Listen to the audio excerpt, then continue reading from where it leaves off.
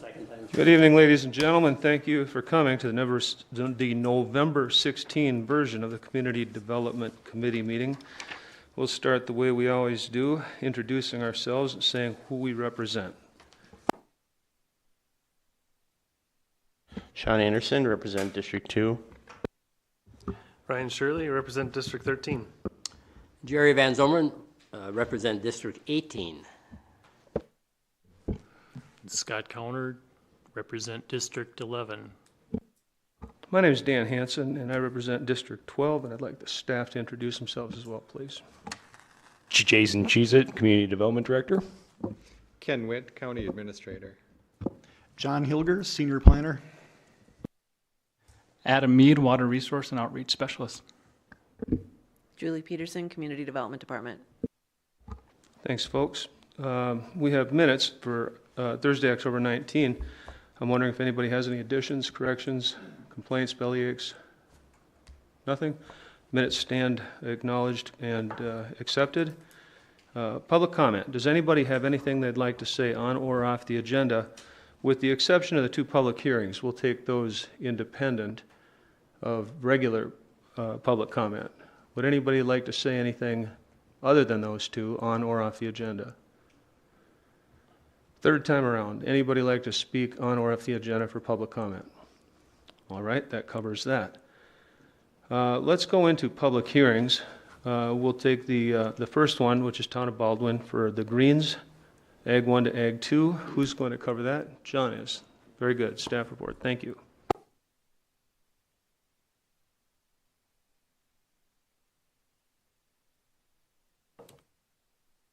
Good afternoon, Mr. Chairman and committee members. The first public hearing tonight is a rezoning application by Mr. Scott Green. This is in the Town of Baldwin at 1117 220th Street.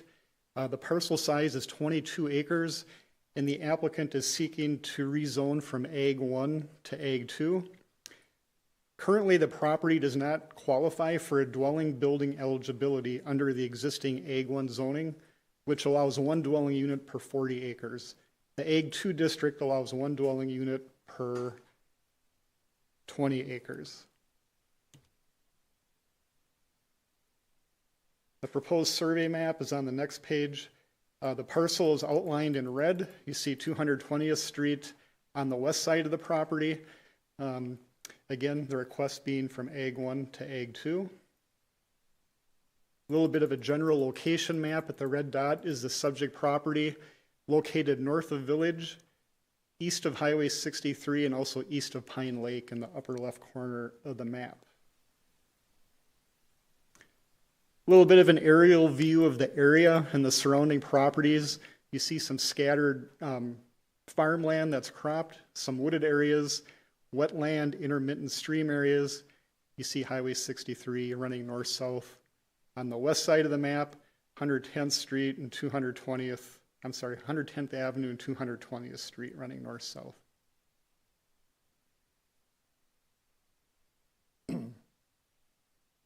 Looking at the official zoning map for the Town of Baldwin, as I mentioned earlier, the subject property in green is zoned Ag 1. It's generally bordered by other properties being farmed. Also parcels of R1, which is the cream-colored shade on the map. Those parcels exist to the west and include some scattered residential dwellings. Next, we take a look at the comprehensive plans from the Town of Baldwin and St. Croix County. According to state statute, rezoning requests must be consistent with the local jurisdiction's comprehensive plan. Again, we show the subject property with the red dot. The recently adopted Town of Baldwin comprehensive plan guides this property for agricultural farmland preservation. Within the plan, they have supplemental language that defines what that means, and it says that both the Ag 1 and Ag 2 zoning districts would be allowed and permitted within the farmland preservation plan district area. So from the town's perspective and from the town's comprehensive plan, the request would be consistent with their comprehensive plan. Likewise, the St. Croix County comprehensive plan, we also have a future land use plan. Again, the subject property located by the red dot. The St. Croix County Comprehensive Plan guides this is agricultural. And much like the town plan, the county's language does support Ag 1 and Ag 2 zoning. So from that perspective, the rezoning application is consistent with the county plan. Next, we take a look at some natural resource maps. You'll see in the very bottom of the southeast corner of the subject site, which is outlined in blue, we have an environmental corridor, and that does correspond to an intermittent stream that's located on the very southeast tip of the property, along with its associated wetland and woodland areas. Next, taking a look at some other environmental features. The parcel does include a complex of wetlands, as I mentioned earlier, in the very south portion of the site. It's also located within a DNR shoreland overlay district. These are areas within 1,000 feet of a navigable lake or water body, which is shown in the green crosshatch. Any development in these areas would be regulated by Chapter 16 of the County Code, which establishes setbacks, impervious or hard surface limits, as well as land disturbance and buffer vegetation requirements. The parcel does not really indicate any steep slopes. Soil types indicate productive farmland on the northern portion of the site, which is indicated with the green labeled key. Next, we take a look at governmental agency review. The Town of Baldwin Board did recommend approval of the rezoning request at their November 9th, 2023 Town Board meeting. We also note some applicable Town Comprehensive Plan policies under number 1 through 3. Continue to manage the rate of development and to maintain a very distinctive rural and ag community in the Town of Baldwin, and allow residential development that preserves prime ag soils, open space, and rural character. The request must also be consistent with the St. Croix County Land and Water Resource Management Plan, which what we just covered, some of the natural resource maps, does not appear to have any negative impacts. The development of the property shall comply with standards, Chapter 12 of our sanitary sewer, Chapter 13 land division, Chapter 15 zoning, and Chapter 16 shoreland ordinance. Applicable statutes and criteria, we've looked at the town and county comprehensive plan, the St. Croix County Natural Resource Management Plan, and the St. Croix County zoning ordinance. Other criteria is that the town has not disapproved the rezoning request. As I noted earlier, the town did recommend approval, and that the rezoning and proposed use is consistent with surrounding districts and does not result in spot zoning, which it does not. The committee has 3 options tonight. They can recommend approval, recommend disapproval, or table the zoning amendment for additional information. Based on the data collected and reviewed, staff would recommend approval of the rezoning amendment from Ag 1 to Ag 2, based on technical review findings, based on the fact that the town and county comprehensive future land use plan maps support the Ag 2 zoning request, that the town board has recommended approval, and that the proposed use is consistent with and can comply with Chapter 15 zoning. That concludes the overview of the request, and as of 5 o'clock tonight, we have not received any public comment in the office. Thank you. Very good, John. Thank you. At this point, I'd like to ask if there's anybody in the public who would like to make a statement for or against this rezoning. Go ahead, please give your name, where you live, and say your piece. John Sonatag here on behalf of Mr. Green. I live in Hudson, Wisconsin. You want the address? 616 Tower. Just here to say we're in support, obviously, of it, and just to let you know that we're here if you guys have any questions. The future home site is going to be located in the least productive ag land. It's going to be in the fallow ground, and so the ag land will still continue to be leased out for use. So with that, if there's any questions, we can answer them. So. Thanks very much. Did you sign the sheet for Yes. folks? Okay, very good. Is there anybody else who'd like to speak for or against this rezoning? One more time, anybody else who'd like to speak for or against this rezoning? Very good. I guess this ends the public hearing portion. Does the committee have any questions for John during public hearing? No. I'll end the public hearing, and I'd entertain a motion. We're moving to the business item number 1. I think you understand that. Okay, go ahead. I make a motion that we approve this. I know the piece of land, it's not great productive farmland, kind of rough and wet, so I think it would make an excellent place for a home. All right, we have a motion and a second. Do we have any conversation or questions for staff? Seeing none, let's put it to a vote. All in favor, say aye. Aye. Any opposed, same sign. Very good. Motion passes. Thank you very much. John, nice job. We'll open the next public hearing, which is a request to rezone in Star Prairie, which is the Grand Bond Holding.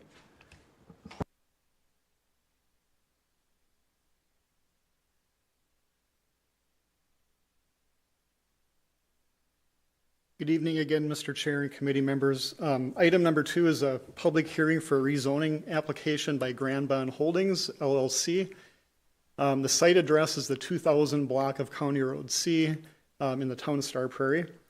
The applicant's request is to rezone 160 acres from the R1 residential district to the R2 residential district. Again, as a refresher for the committee and those in attendance, the R1 residential zoning district allows most agricultural uses and residential development density of 1 dwelling unit per 10 acres, limited to 4 or less lots every 5 years. The R2 residential zoning district allows major subdivisions of 5 or more lots with a minimum lot size of 1.5 acres with an overall 2-acre average and no limit on the number of lots to be created.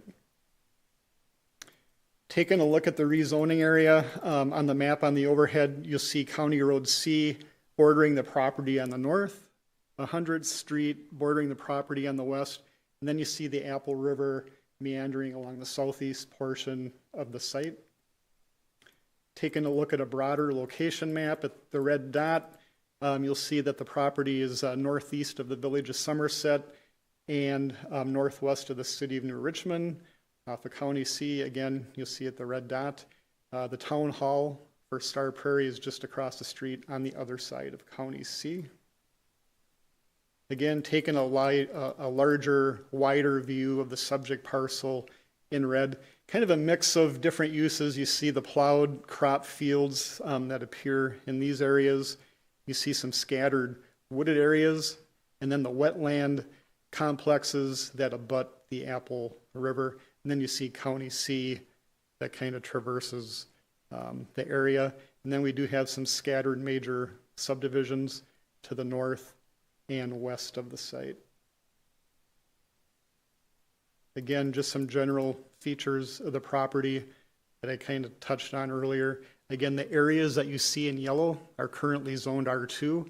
Everything in the cream color, including the subject parcel outlined in blue, is currently zoned R1. Again, like the last application, we do take a look at the comprehensive plan of the jurisdiction. In this case, the Town of Star Prairie Comp Plan that was adopted in 2010. As mentioned earlier, rezoning requests must be consistent with the local jurisdiction's comprehensive plan. The map below shows the parcel outlined in red at the point of the blue arrow. According to the town's comprehensive plan, they designate this property as agriculture/forestry. And so when we took a look at the category and how they described it, I kind of hit some of the highlights in yellow. And currently under that designation within the whole town, there's about 3,846 acres that are currently guided for that. Highlighted in yellow, it just basically said it is characterized by large-scale ag operations, hobby small-scale farms and very low-density, small-lot rural residential development, compatible with the ag activity, and does not negatively impact prime farmland, environmental areas, drainage areas, or waterways. It does go on to say most of this land should be zoned exclusive ag, which is Ag 1 or Ag 2, with a limited amount infilled with ag residential, which equates to R1 or R2. So underneath that paragraph, I just put in kind of a placeholder to kind of request of the town. The town will need to help the county determine if this parcel fits within that category for purposes of making a recommendation. And in the town's opinion, would that 160 acres be considered infill development for purposes of meeting the description in this sentence? So again, you take 160 acres divided by the 3,846 acres, that represents about 4% of land that's designated for ag forestry. What we proceeded to do then is take a look at some of the land use goals and objectives within the Star Prairie Comprehensive Plan. And it really includes a mix of different priorities. Number one talks about encouraging a desirable mix of land uses that maintains the town's rural character while allowing moderate residential, commercial, and industrial development. And then it goes on to say under number two, protect the town's abundant, high-quality natural and ag resources to maintain the town's rural atmosphere, promote continuation of agriculture and farming, and manage and control the rate of development. So when staff looks at these policies, we make a recommendation to the committee. Most of the plans are very straightforward. It's pretty easy for us to put together a recommendation. But in this particular case, there does need to be some interpretation from the town. As staff, we don't want to insert our judgment. We would like the town for us to tell us what that means. So the way the meeting schedules were cycled, we did not get a recommendation from the town for tonight's meeting. The Town Plan Commission met last night, and I believe the town board will meet December 5th. So when we get to the end of this report, we're going to recommend that the committee hold this hearing open until December. We're going to continue to walk through the report, and for purposes of tonight's meeting, since we did advertise it for public hearing, we would recommend that the committee allow public comment.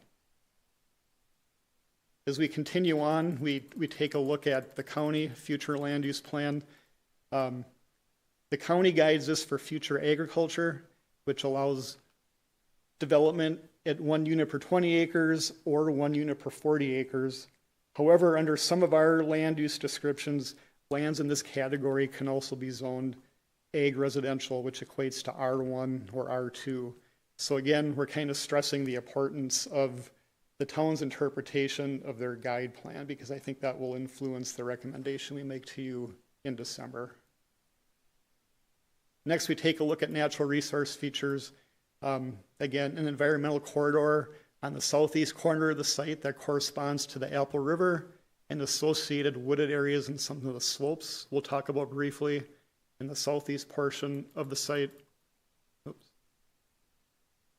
The site does include some unique natural features. Obviously, we do have some floodplain areas adjacent to the Apple River. We have shoreland overlay districts.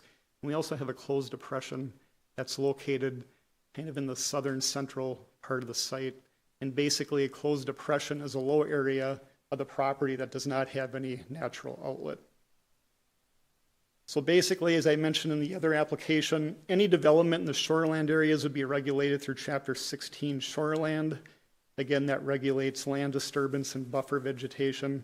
Floodplain areas are regulated through Chapter 18 Floodplain, and that allows us to regulate the use of the property with designated floodplains based on flooding potential, and includes elevated structure requirements and limits on what you can do with grading and filling. These resource features would be reviewed in conjunction with any future development application through the city, or I'm sorry, through the town and the county land division ordinances. So again, the committee is just looking at the rezoning. Any future development that takes place would have to go through a separate approval process. And I know in the application materials, the applicant attached a concept plan. I just want to alert the committee members that's just for illustrative purposes for the rezoning. We're not entertaining any approval or denial of any development application at this point.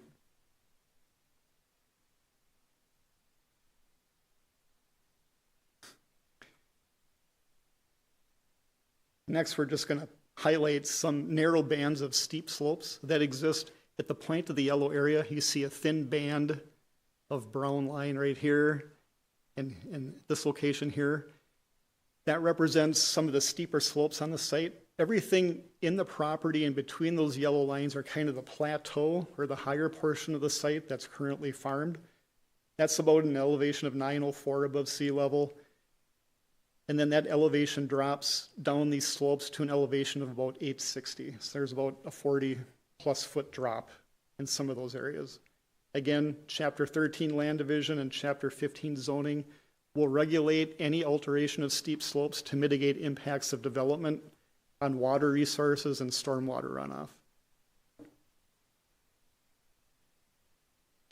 Governmental agency review. So as the committee probably noticed, we have a number of blanks here.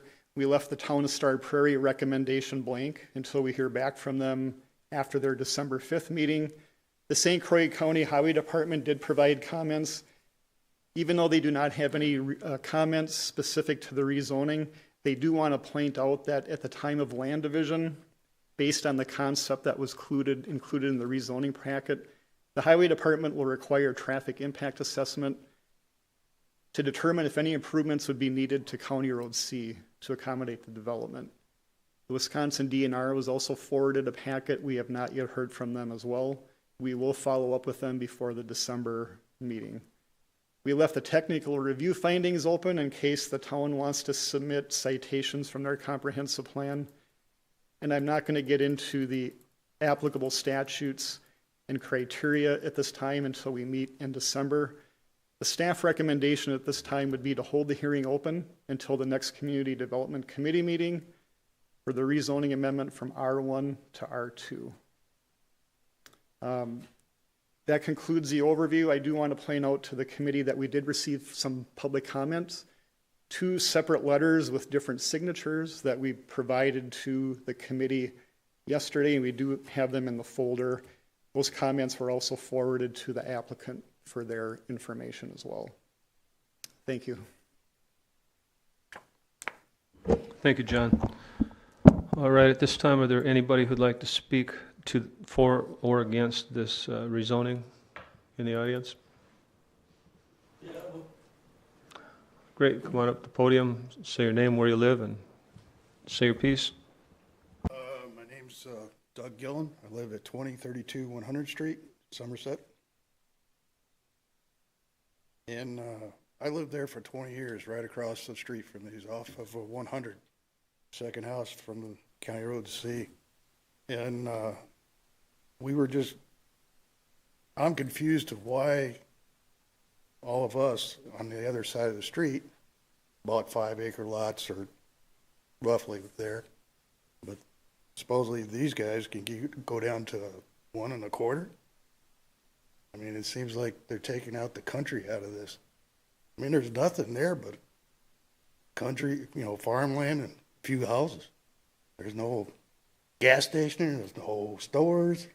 Everything you have to go to Richmond or Somerset, or even, down here to Hudson. So I don't understand why they want to compact this area so much with so many houses.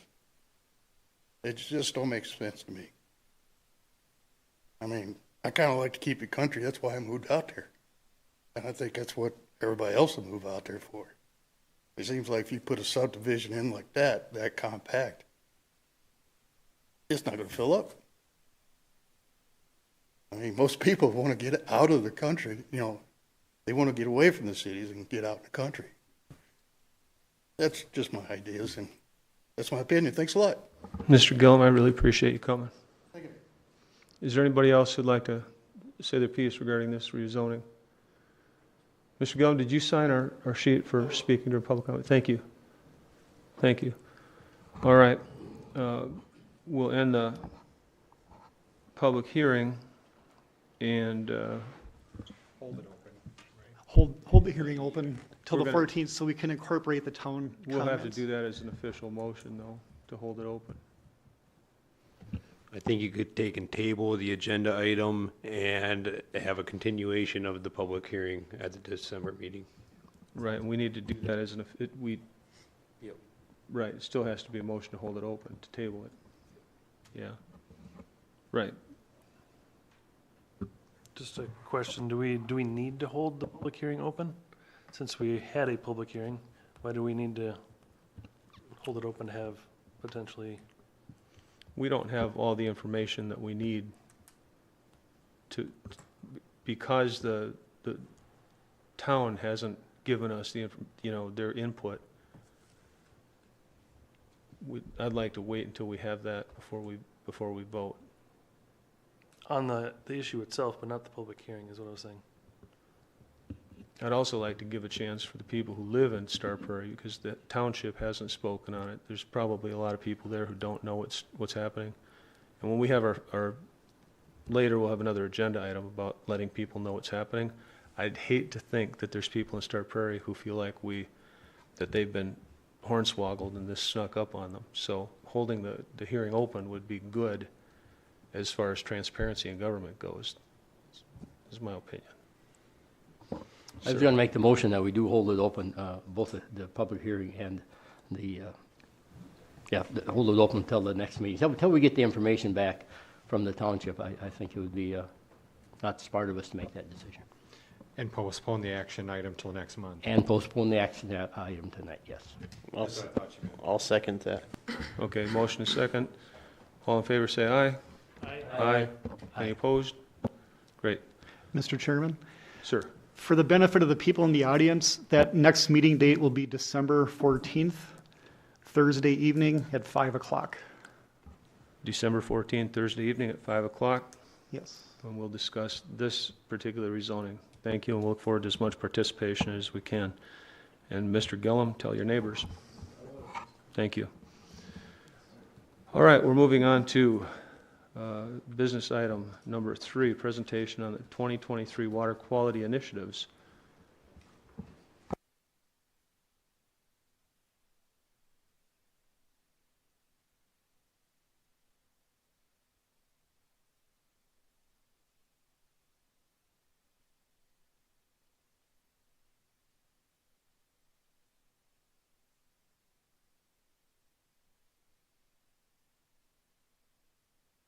All right, good evening, everyone. My name is Adam Mead. I'm the Water Resource and Outreach Specialist. Tonight I'll be discussing St. Croix County's groundwater program initiatives that were completed this past year. Oh, way too quick. So why we measure nitrate nitrogen? Well, it's easy to detect and measure. We utilize our YSI nitrate probe, which I'll discuss later on in this presentation. There are health effects associated with long-term consumption of well water over 10 milligrams per liter. And what nitrate is related to other contaminants. Typically, when you're over 10 milligrams per liter, other contaminants are probably down there, such as your fertilizers as well. So a little general overview for our year 4 citizen groundwater. Our average nitrate for St. Croix County is around 5.58 milligrams per liter. Of the wells participating in our program, about 13% of the wells are over the drinking water standard. Prior years from studies from 99 through 2010 only show about 10% over our drinking water standard, about 10% of the wells. So we've increased by 3%. In addition, about 77% of the wells measured in this program measure greater than 2 milligrams per liter, which provides evidence that land use activities are influencing water quality in St. Croix County. As you can see on the map on the right-hand side, the areas highlighted in the deep red represent areas that are over the drinking water standard for nitrate concentration. When we apply what we've learned from our citizen groundwater study to the total number of wells, we can begin to estimate the total number of wells impacted in St. Croix County. We estimate that 13% are over, so this equates to around 2,307 wells are over the drinking water standard. Utilizing U.S. Census data, residents per household, we estimate around 6,000 residents in St. Croix County are over the drinking water standard. In addition, we estimate about 35% of the wells are between 9.9 and 5 milligrams per liter. 37% of the wells are between 4.99 and 1 milligram per liter, and about only 15% of the wells in St. Croix County are less than 1 milligram per liter. So the majority of our wells in St. Croix County kind of fall between 9.9 and 1 milligram per liter, utilizing our citizen groundwater data. So what we've done this year, we've increased the total number of clinics to 5 locations. In years past, we typically held 4 locations. These locations included River Falls Earth Fest, Baldwin Egg Center, Hammond Town Hall, Warren Town Hall, and New Richmond Service Center. Marketing for these events kind of included Facebook, flyers, as you can see here on the right-hand side, emails that we send out, radio, and word of mouth, of course. So when residents come to our clinics, they bring in about 8 ounces of water from an untreated spigot. We then have them fill out a survey card at Station 1, which includes what township are they from, last date they tested, address, location, and which as well water was sampled, and also providing an email address as well, in which they can sign up to learn about general water quality information, future nitrate screening clinics, which is the most popular one where we have around 300 emails signed up for that, and information on water conservation practices occurring in our county. So at Station 2, we utilize our YSI probe. Well waters are sampled and tested utilizing our YSI probe. The nitrate results are recorded on the survey card that was previously showed in the previous slide, and residents can take that home. But we begin to put all this information in a database, such as the nitrate results and address location, which is very key. As you can see here, this is our YSI probe. We simply place the probe in about 8 ounces of water, and it provides us our nitrate results pretty quick. In addition, each well owner sample is individually analyzed by county staff members. Staff interpret the results and discuss the findings with the well owner. Additional educational resources are provided, such as our nitrate well abandonment pamphlet. In addition to, we discuss DNR ARPA funds. This is very key. We typically discuss this with well owners that are over the drinking water standard and kind of walk them through steps and how they can apply for a grant to get a new well drilled. So far, we've had 3 or 4 participants from our clinic go through this process and have a new well dug for them. In addition, we do discuss bacteria testing as well. So one of the main questions that Tim Stieber and I often get is, how often should I test my well? Well, findings from our variation study indicate that wells with nitrate levels around 2 milligrams per liter tend to have low fluctuations throughout the year. For nitrate results around 8 or 9 milligrams per liter, staff kind of advise further monitoring, as these wells have a higher likelihood of exceeding the drinking water standard. As you can see here on the graph on the right-hand side, a total of 17 wells took part in this comprehensive 2-year research project aimed at assessing monthly fluctuation of nitrate levels within privately owned wells. For these areas that are kind of in the green, those are where they're around 2 milligrams per liter. Those wells are going to fluctuate a little bit throughout the year. They might jump up 2.5, 3 milligrams per liter, but they're not going to drastically go over the drinking water standard. However, if a participant is around that 8 or 9 or 10 milligrams per liter, those have higher fluctuations throughout a season. Typically, those can jump up to 12, 13, 14 milligrams per liter. But they can also go down throughout the year as well. Typically, we see higher nitrate concentrations in these wells in the early spring and in the late fall, typically coinciding with snowmelt and precipitation events, moving that nitrate down in that soil profile. Something new, too, we have added database. So we're beginning to map the water sample locations, thus providing valuable spatial information. We're identifying pattern concentrations or clusters of samples that may be of interest for us to utilize in the future. So far, this past year, we mapped over 307 samples. Based on our results just from our clinics, where about 12% of the samples were over the drinking water standard. So it's very similar to our citizen groundwater monitoring program, so thus validating that study a little bit more as well.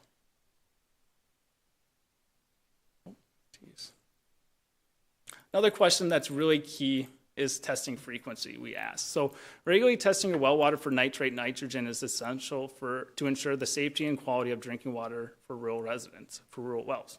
The survey card results provide valuable insight into the current state of well water testing practices within our community. Based on our results, about 36% of the participants really have never tested their well water before coming to our clinic. 18% of the participants test their well water every 1 to 2 years, and about 17% of the participants test their well water every 2 to 5 years. So some future groundwater objectives that we are kind of working on. For our nitrate clinics, we're continuing our partnership with public health to host at least 5 clinics per year, offer clinics in new locations such as Forest, Glenwood, Springfield, Katy. This is because we just didn't get a lot of samples from these townships, and we really want to have this opportunity for those residents in those areas that have their well water tested for nitrates. For our citizen groundwater monitoring program, year 5 sampling was completed in October of 2023, so we're kind of waiting for our results to come in. We are anticipating extending the study an additional 2 years, but just focusing on nitrate concentrations, not testing for other parameters, just to develop further trend analysis. In addition, we're going to begin to look at a septic density study, develop and implement a septic density study focusing on lot size and the possible impacts of septic systems on groundwater. In addition, we're also going to be looking at PFAS sampling for our septic densities in specific areas in which we kind of know PFAS has been detected in our county. Do you have any questions for me? Thank you. Is there any link that we know of between the depth of the well and the level of nitrates, or is that information we aren't able to collect? No, that's information. So the DNR didn't really start tracking well log reports until the 80s began. So wells that were drilled before the 80s, that information was just handed over to the landowner. But this information is on the DNR's database that we utilize a lot for our citizen groundwater monitoring program, in which then we do a lot of correlation work. So we've been finding that wells that are in the limestone geology, surrounded by intensive row crop, tend to have a higher likelihood of having elevated nitrate concentrations compared to a well that's in a kind of a sandstone geology, which is not karst. So that's kind of the key findings from our citizen groundwater, and I can certainly send you our year 4 comprehensive report if that's something of interest as well. Yeah, and I guess the deeper something is, the more likely it is, depending on to get filtered. It does and doesn't. Okay. We have wells that are 250 feet deep that are in a limestone geology, but the upper soil type occurring around them is sand. And when you have that with intensive row crop, you're going to have elevated nitrate concentrations. We do have, like I say, wells that are 250 feet deep. They're over 10 milligrams per liter. It really comes down to what's occurring around the wellhead within a half mile and what geology they're in and the surrounding soil profile as well.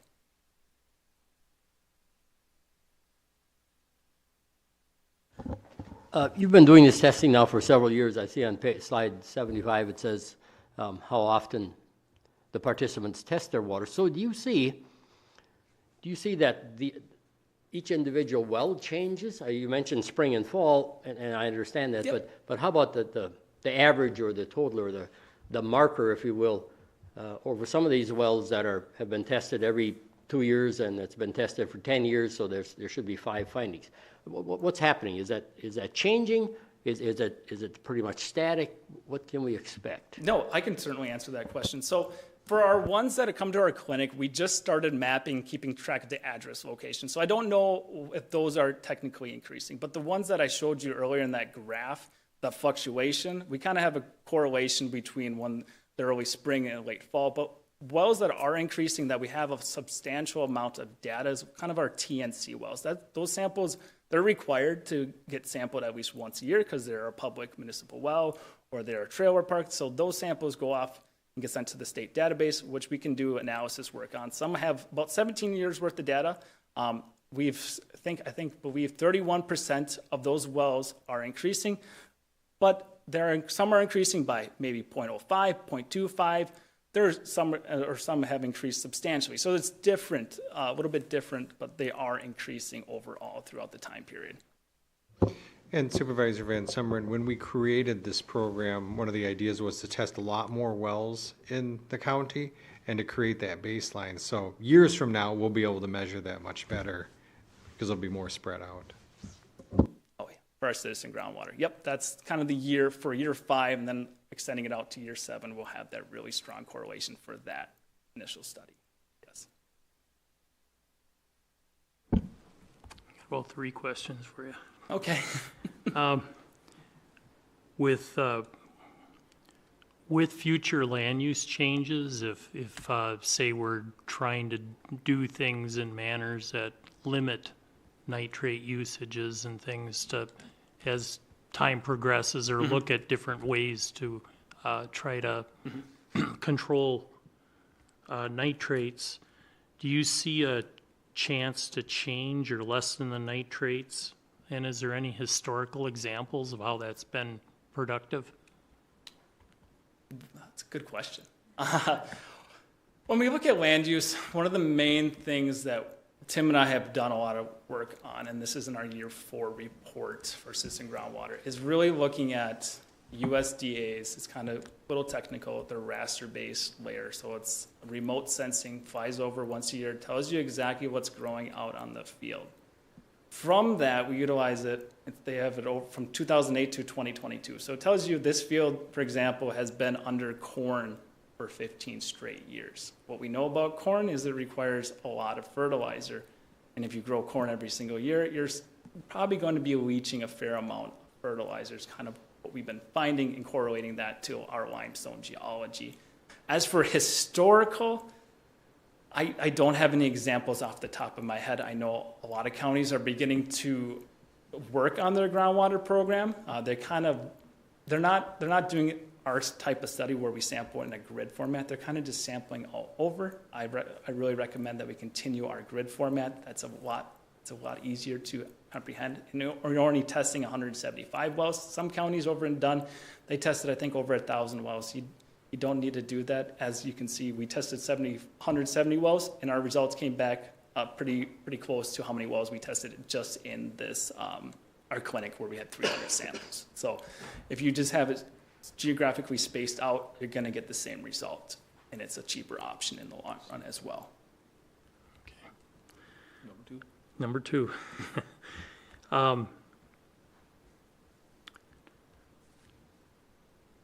For the tight depth of, gotta look at my notes here. Now let me go to the third question first. Do we require in areas where we do have high concentrations of nitrates for those wells to be cased all the way down and then packed when you're doing that, so you can try to help cross contamination from one aquifer area down into a more hopefully clear aquifer? Unfortunately, we do not have that authority, I believe, at the county level. It has been explored in other counties as well, but that would solve the solution. Typically, if you drill through the limestone and get to that sandstone bottom and have your well cased through that limestone, so you don't have two different aquifers that you're getting your well water from, you're going to have clearer water. For example, we had a gentleman who was at 22 milligrams per liter. He came out, did the ARPA funds, they drilled him down 320 feet, cased it all the way down. Now he's at 0.2. So it's just getting down to that deeper aquifer and getting past the limestone aquifer. But the thing is, our limestone aquifer is heavily utilized by the majority of rural residents in St. Croix County. Okay. So it'd be something that we'd probably want to talk with the state a little bit about. Yes.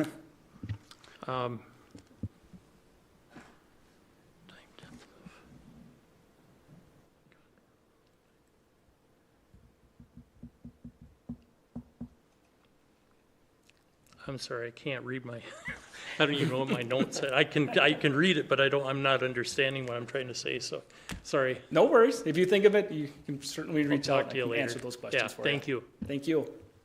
Mr. Chair and Supervisor Coner, I can maybe provide a little bit, if the committee had a desire to try to create some well regulations, and that the DNR will allow a county to apply, and they actually encourage it to be an agent status, and that for their well permitting. And that would take and involve the county adopting a well regulatory aid, ordinance, and then we would have to have staff, and that to administer that. One thing I will say, and that is that the turnaround requirements are very quick, and that like a day or two that we would have to review those wells and be able to issue the permit for the well driller. And it's really not that a complete takeover of that permitting. They would still have to take and apply with the DNR through the Go Wild site, similar to like a hunting or fishing application. This would be adding another second step. So it's possible that way. I think why this is kind of a issue for me anyway, is that I looked at even our last couple days ago, we did the review of the county on geological profiling and things, and looking at the glacial drift and the things and the sand layers and stuff that we have. And then we kind of can almost follow right down the trail. You can just almost follow those maps and you can see exactly where the contamination issue becomes. And as we're dealing with that, you know, we have big municipalities that are drawing their water from kind of downhill from where a lot of this flowage is coming. And so the concern is, as we're doing these drilling operations, that we are kind of considering these things, such as even when we dealt with the contamination in both New Richmond and Hudson, and a lot of those wells had to be double cased and they were 500 feet deep to try to get a clear standing water. But the big issue is trying to protect ourselves as we see more and more growth in these areas to ensure that the water tables where the larger municipalities are drawing from don't have a contamination issue in the future. So thinking about those things now may be a prevention measure for the future. I'd like to, anybody else? I don't want to talk over you. Go ahead. It's kind of I guess, probably a question where it depends on the well, but what percentage does having something like a well cased add to the cost of the well? That is something I don't know offhand. Okay. I apologize. That's okay. I think it's about $2.90 a foot. Use your microphone, please. Sorry. Public wants to know this too. At least in the, you know, but that, my numbers could be considerably off because metal price, everything had been going up, and it's been a couple of years already since I've had wells drilled for residential. What did you think that price was? I think it was around $2.90 a foot for the case. I paid That doesn't $40 a include foot. What's And that? Yeah, so in 2018, my personal well, I paid $40 a foot. That's for a 6-inch steel well down 124 feet. And they set it into the sandstone. And then after that, they were drilling through the bedrock, and it was still the same rate. And that because they were drilling through the rock. So, yep. So, and I know that is probably about half of what it costs today from the last I've heard, because steel has went up that much since then. So.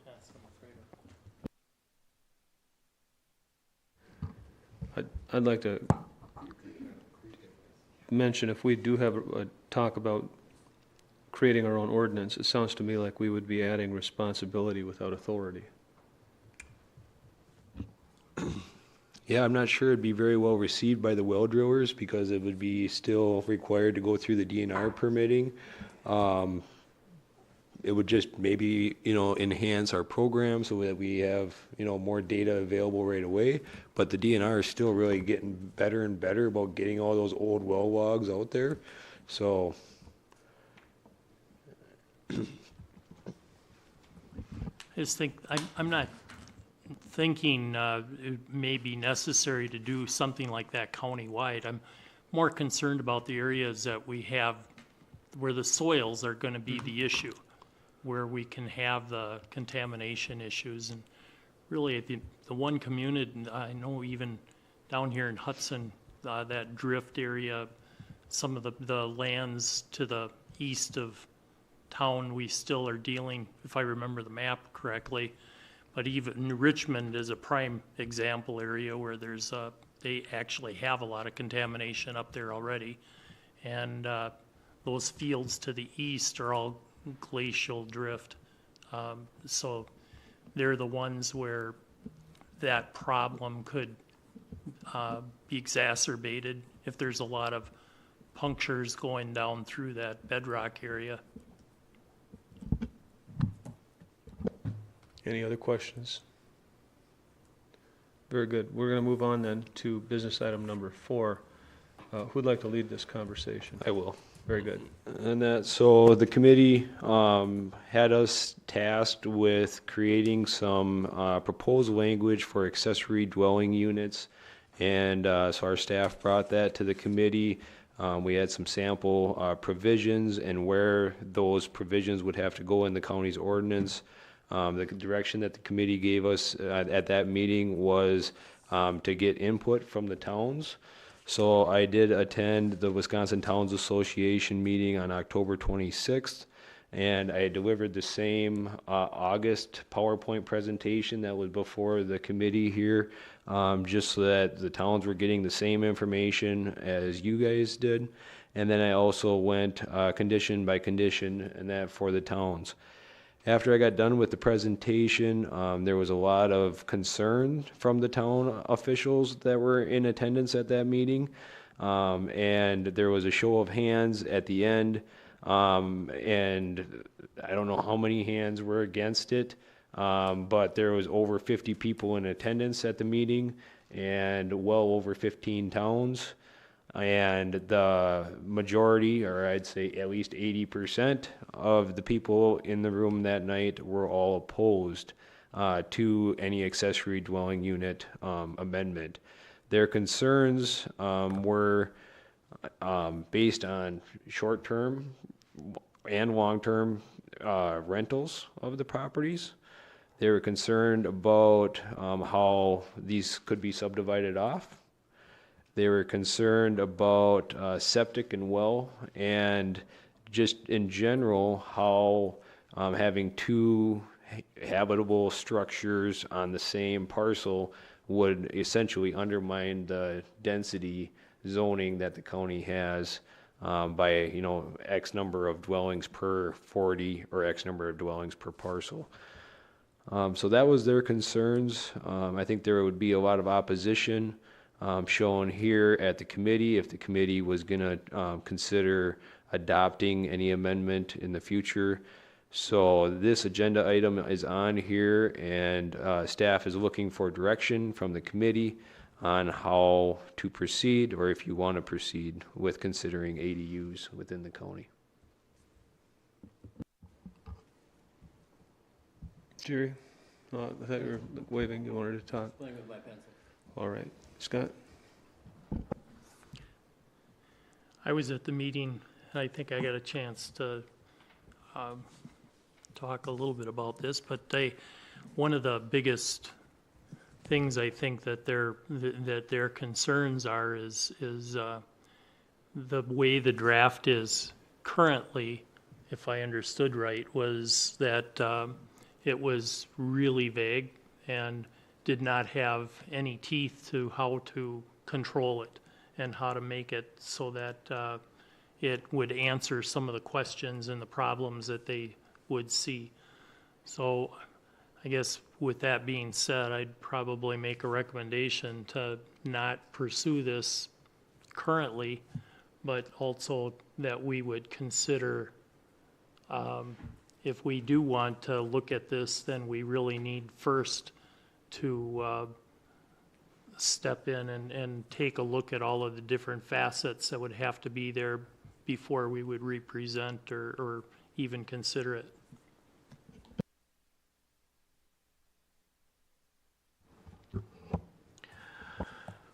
From what Scott has told me, it sounds like there was a lot of concern with enforcement and whether or not that had to do with dwelling units or zoning or on and on and on and on.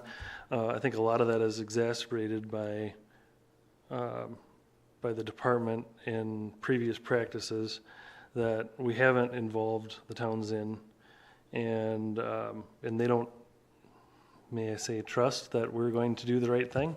So I think that I would still like to go down this road, but I think that we need to involve the towns a little bit more. We need to define some of those things, because some of those objections are perfectly fine. There's things that we can do to take care of some of those things, and it is true that some of those items on there were vague, and I can totally understand where they're coming from on some of those things, but some of the other comments about people are already doing this without a permit, and how's the department going to enforce that? Well, our only enforcement is in permitting, more or less. So if we're, I just think that there's a lot of things, there's a lot of benefits to this, and there's a lot of things that we can do. Maybe we want to create a work session, maybe in the future, just kind of look through some of these things, but there is a lot to talk about to get through some of these objections.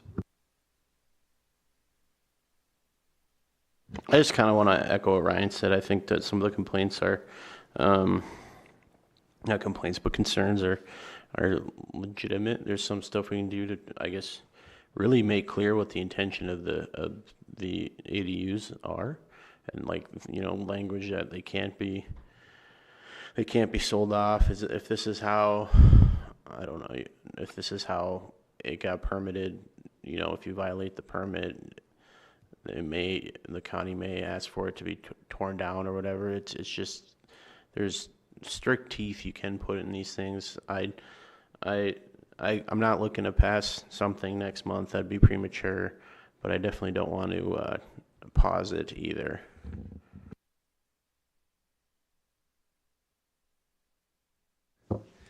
I won't sugarcoat it as much as I think Jason and Scott did.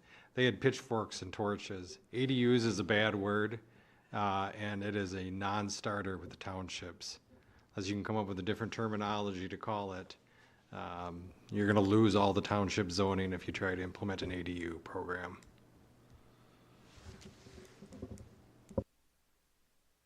That's kind of what I was trying to tell you from the beginning. I was in favor of this back when we did the zoning in, what was it, 2017?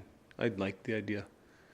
So I wasn't trying to be negative when I told you this isn't going to work. I really wasn't trying to be argumentative. I was just trying to tell you the way it is. And that's why I wanted to bring it to the townships for a demonstration. And I did not ask any leading questions. I just turned the conversation over to, you know, I'm glad that Scott came, but, and truthfully, Jason kind of sugar-coated it, and he was sounding kind of brutal, but he sugar-coated it. There was not one hand that was raised in favor, and everybody, the notes that I took, I stopped taking notes after the first guy spoke. He said, "This is crazy and amazing." He said, "No one on a town board would approve this. It's nuts." And then I just stopped writing because everybody else kept talking in that vein, and they would withdraw from county zoning. It would have to be done if you want to have another conversation about it. I truly think you would have to involve town board leaders so that the committee can see that it won't work. But I don't think we should waste staff time any further than that conversation pursuing it, because it simply won't work. We can vote for it, but the towns have the opportunity to overrule us in a couple of different ways. And I, honest to goodness, don't want to put a lot of staff, it's cost a lot of money for these guys to work on something. And I'm a frugal person. I don't want, and I respect their time, they're professionals.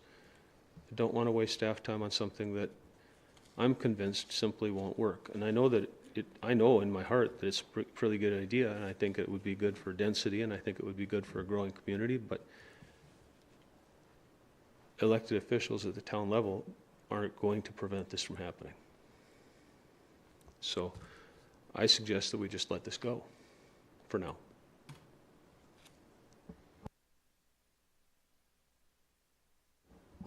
So I think I don't even think we need a motion. Let's just wait maybe another couple of years.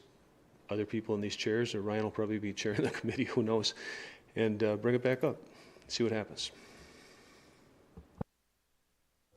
I think that's probably the prudent thing to do. As I'm hearing it, we're going to just beat our heads against the wall. The idea is something that we should, if we have time sometime or at the end of a meeting, at least discuss again. But I agree, if we're going to move through with this, then the room ought to be filled with the town people also. And I think right now they'd bring spears and torches if we brought it up.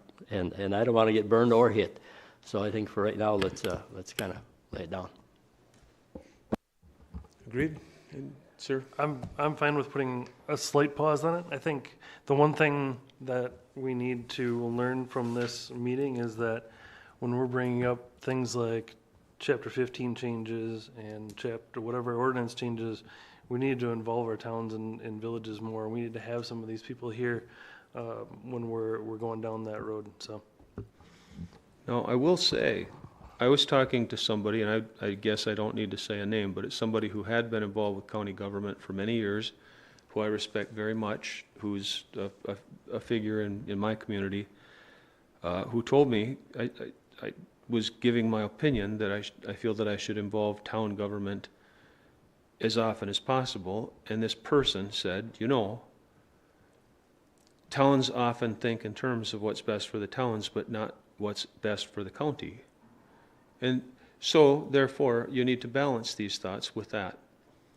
But we also have to remember that if we want to have zoning, we need to take into account what the towns want. So there's always a balance. So in this particular case, we need to do the prudent thing and just go with leaving it alone for a while. So thanks. I appreciate the conversation, and I personally wish that it was otherwise, but this time around we're not gonna see this thing happen. So thank you. Let's move on to the next business item, which is number 5, and Jason's ready to talk about it. Thank you, Mr. Chair. Supervisor Coner had asked for what I believe we've provided here on the agenda 2 meetings ago. We briefly went over the public notice requirements at the October CDC meeting. And out of the towns currently that we have, 17 of the 21 towns are under county zoning. The towns of Forest, Hudson, St. Joe, and Troy are not.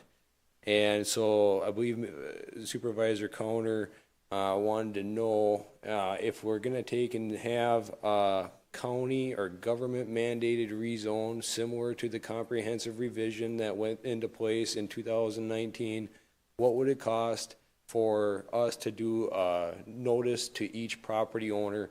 So that's what this here is our real property listing staff helped us and condensed down the people that own multiple parcels. So this isn't a total parcel count. It is only the number of landowners that would have to be noticed. This does not include the landowners that, of course, would be in the incorporated areas of a village or a city. It's only in the rural areas because that's the only ones that it would affect for the rezoning. So roughly there's 12,688 people that would have to be noticed. And with the postage and printing of the cards, we used our septic card program to get an estimate. And it is roughly $1.14 a card. So that'd be $14,464. Now that is for all those 17 towns. So if we were just working at one town level, of course, and that it would be dramatically less, and I'm sure it's going to vary quite a bit by town. So.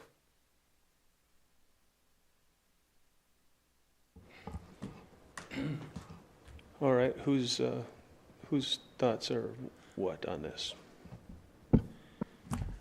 I know it's a lot of money to some, $14,000, but that's if the entire county. Okay. But when you look at it from the other prospects, you have a conversion of properties where you're pulling property rights away from a person. So you're taking somebody that has multiple acres and they were considering this to be a investment for the future for the passing on to their family or whatever. They were looking at the potential for development. For the whole time, they paid for the property as being development property. They didn't put it in any ag programs. They didn't put it in any forestry programs because their intent was for the future to have this property for development purposes. Now we have a change. So you have the property owners who really the only way they can see these types of things is if they're being made aware by them personally following all of the meeting notices, which in most of the townships, a lot of them don't even post them in the paper anymore. And so the chances of them even being notified are pretty slim.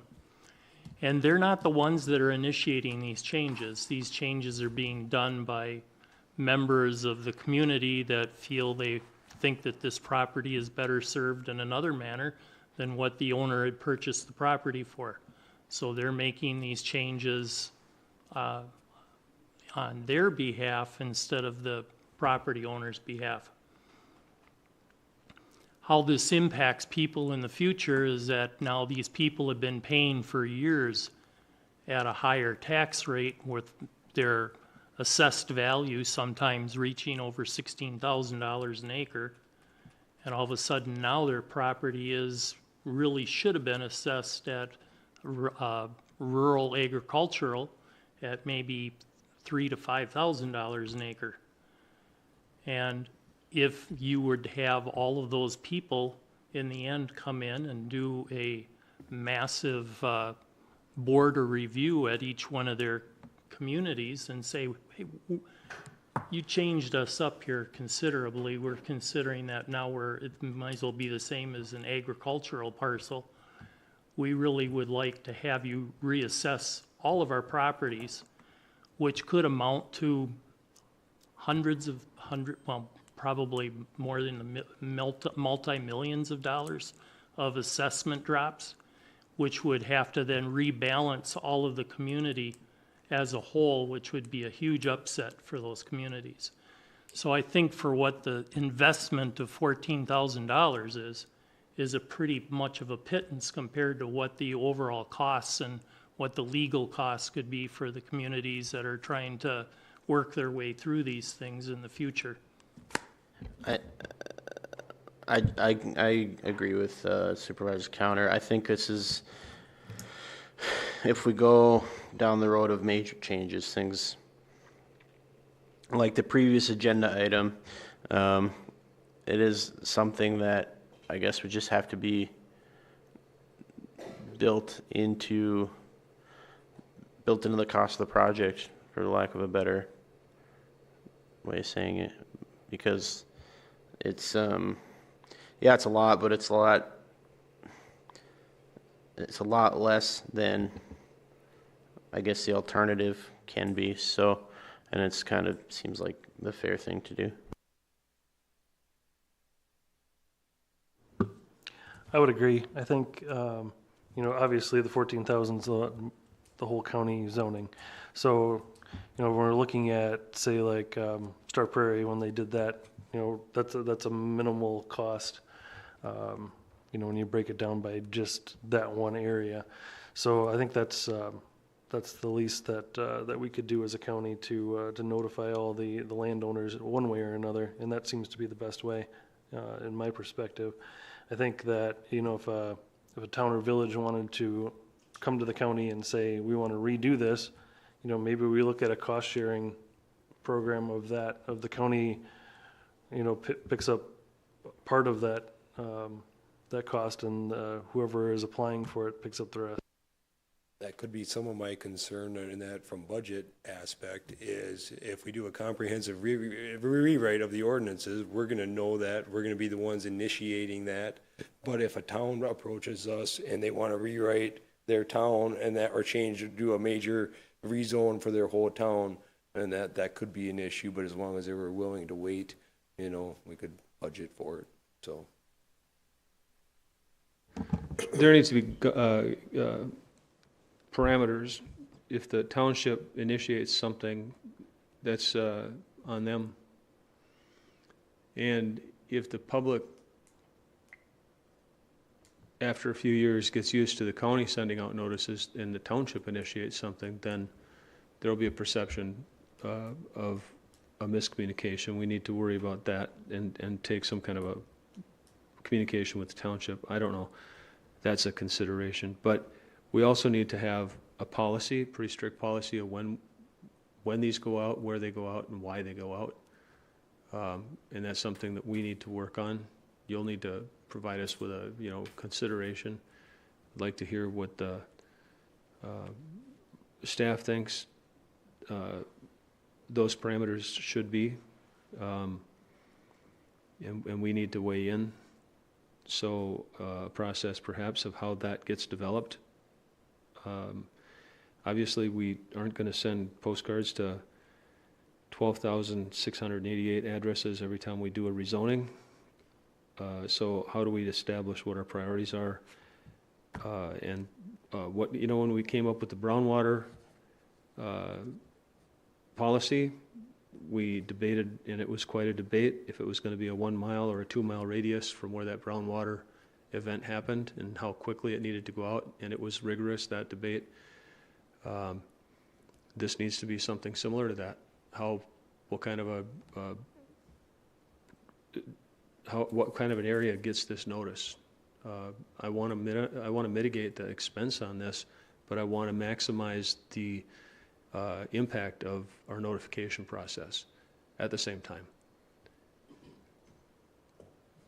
Okay, if I can, Mr. Chair, because that goes down a little bit different road than what we had figured out here in these numbers, because we were looking strictly at possible properties to be affected in that, or property owners to be affected. And if we did a radius in that, for example, if we had something on the outskirts of New Richmond, and if we did a mile or two, you know, that then we might have to notify people within that village. And that the way I'm understanding you. But I can definitely work with our staff on creating a policy and that for you, and I can bring it back at the next meeting. Basically, I'm understanding that there's some interest in moving forward, so we can do that. Yeah, you have a plurality of the committee saying thumbs up, so I'm speaking toward that. No, I don't use the word radius literally. I mean, okay. Reasonable area. Go ahead, Scott. And Jerry had a comment as well. I don't know if I'm convinced that sending a postcard out is the best thing.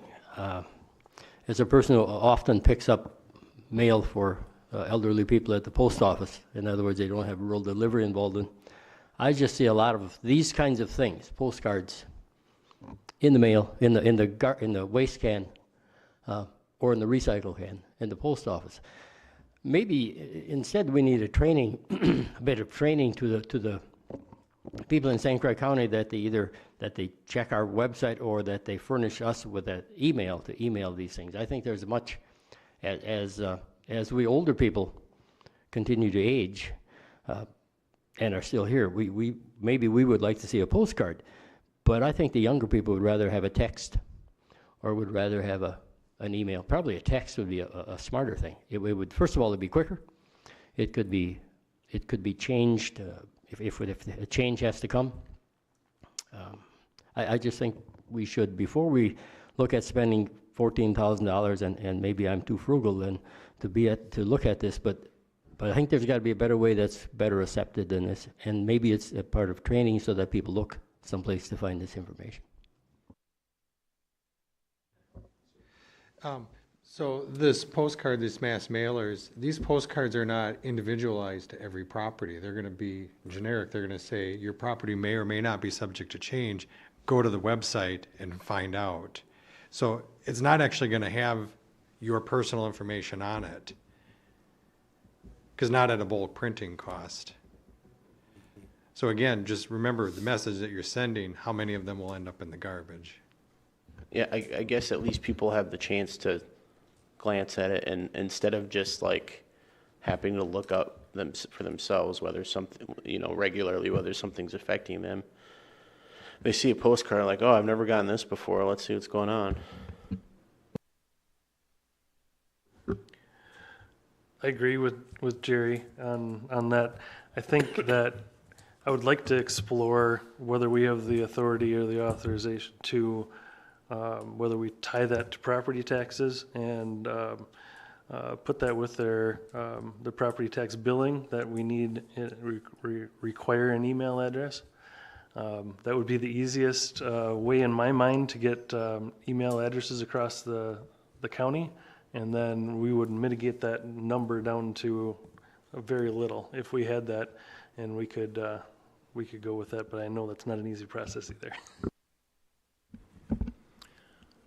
One of the things I wanted to bring up with this too is when you're saying it's the 12,000 some for, or at $14,000, that would be an assumption of all rural properties having their zoning changed. And that would be a extreme worst case scenario because most of those rural properties didn't necessarily get their zoning changed. It was select amounts. So like, for instance, in the town of Star Prairie, it was any properties greater than 10 acres. So you had many, many properties there that were under, that wouldn't have been subject to having any type of a noticeable change, where they were, the R2 was the same type of zoning that it was previous. So the only ones that would really be impacted where they have a rights that are being pulled. So they're going from like an R2 status today to R1. So now you're going from a 2-acre density to a 10-acre density.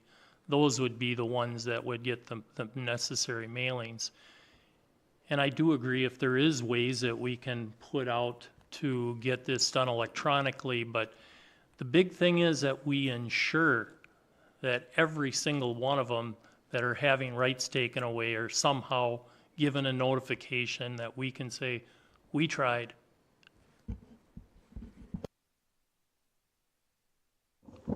I think looking for another way of communicating would be advantageous to us for other reasons than just this. I mean, if we had a notice we thought was important, or even if it's a holiday greeting from the county, that'd be a way of doing it. You know, showing people that we care about them, showing people that, but I don't think we should send out 12,688 Christmas cards. So, I just think there's another way of doing it, and I think we're seeing that more and more in our society. It's more emails and more text. so, I mean, you're thinking things like the bridge in Baldwin went out a couple years ago. We couldn't let people that would maybe live in the area of that bridge know that the bridge is out and stuff like that. But that right now involves people voluntarily giving their information and having a spot to store that. Thing with the Brandon's plan, we send something out, or we send a postcard out once that said, if you want to be informed, you go here. It's a generic postcard. But I like Ryan's idea of send it with the property tax or something, so that it's a bright pink sheet in there or something. Do we have any, I guess, ability to require a phone or email address with property taxes? We have no legal authority to require it. We have some databases now, like an emergency response database that people can sign up for. Through the Register of Deeds, they have an alert system that if your name comes up, that's on a recorded document in the Register of Deeds, you get an email. So there are different vehicles out there similar to this. Nothing specific to what you guys are looking for. That's an easy, we can just do that. The emergency rezoning alert. Yeah. Emergency, your property may be rezoned. Oh my. Well, let us take and work on it a little bit, and we'll come back with some more ideas. I appreciate it. It's good conversation, and we've opened a lot more questions than we've proposed answers, but I think it's an important conversation, and thank you very much. Next conversation is business item number 6, update and consideration of Highway 35 Phase 1 trail bids. Okay, so November 2nd was our bid opening for Phase 1 of the Highway 35 trail. That's basically from the north end of the village of North Hudson up to Old Highway 35. That involved constructing a bike and ped trail for 0.98 miles in the right-of-way of Highway 35. And I can say for John and myself and that we were quite surprised when we got the bids. We obtained 4 bids. $847,683 was the lowest bid, and the highest bid was $1,056,133. So with our total TAP grant that we've received, and that was an estimated project cost of $468,134. So our county match was going to be $93,626.80. The feds capped at 80% of that project cost, so it's $374,500. 507 is what we would get from the feds. And the rest of it would be the county. So it's roughly 388,000. Now, of course, we were already planning through the authorizing resolution for the 93,000 towards construction cost. And we've also incurred, regardless of whether or not the project goes forward or not, about the same as that in design work and that to get to this point. So in the last couple of weeks here, John and I have both been going over and seeing what kind of funding opportunities are still maybe out there that we could combine with. The DNR has two normal grant opportunities that we could apply for. The first one is a recreational trail program, an RTP. And the RTP is generally capped at a $100,000 grant per year. 2024 is going to be their 250,000 grant year, so it's every third year that they do that extra large amount. And the bad thing is that in order to qualify for that grant, you can't have started any pre-construction design or engineering work, which of course we've done with SEH. And so that one's off the plate. The other one that we could apply for would be the Knowles Nelson Stewardship Grant for public improvements, mainly for parks. And so we'd have to get creative using the capital funds that were allocated to the Glen Hills Park building to move forward with the trail here, because the grant deadline for the Knowles Nelson is May 1st. And we wouldn't know if we're awarded those funds until late August, early September. Now, the reason why that's an issue is because this project for the TAP trail, and that was between May 1st, and it has to be finalized, and that by September 1st. So that's kind of our construction season time period. And so it'd be gambling. And then the Knowles Nelson Stewardship Grant would be for up to like 250,000. We could apply for more, but then that would require their committee approval. If we kind of keep it under that, then it does not require committee approval. I should point out that the Knowles Nelson Stewardship Grants are also very competitive. And in that they say roughly they get about 3 times as many grant applications as what they're able to fund, and that per year. So both of those are kind of a big risk. Of course, if we were awarded the grant, we wouldn't be putting those grant dollars towards a project that wasn't on the grant. I want to make sure that's clean. But that the grant dollars would go towards the Glen Hills building, and we'd be simply using those capital improvement funds and that towards the trail. Kind of a trade-off. And then there's one other opportunity in that Administrator Witt sent our way, and the state and Governor Tony Evers has allocated $50 million in community development project grant dollars. And that grant is, or has a deadline of January 31st. So there's no guarantee on that grant, but I think it's our only option right now for going forward with the numbers that we have. And since that's a January 31st timeline, it wouldn't cost that much in that to publish this out for bids again, and see if we don't get another player that wants to bid on the project. So that's kind of our suggestions, unless, of course, you would like to take and move forward and fund the project as is in whole. So.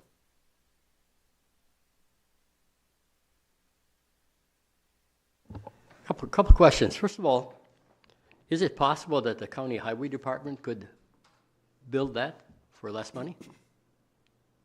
Does that break all grant rules, or I mean, you know, we have equipment and we know how to lay blacktop, and we own the company.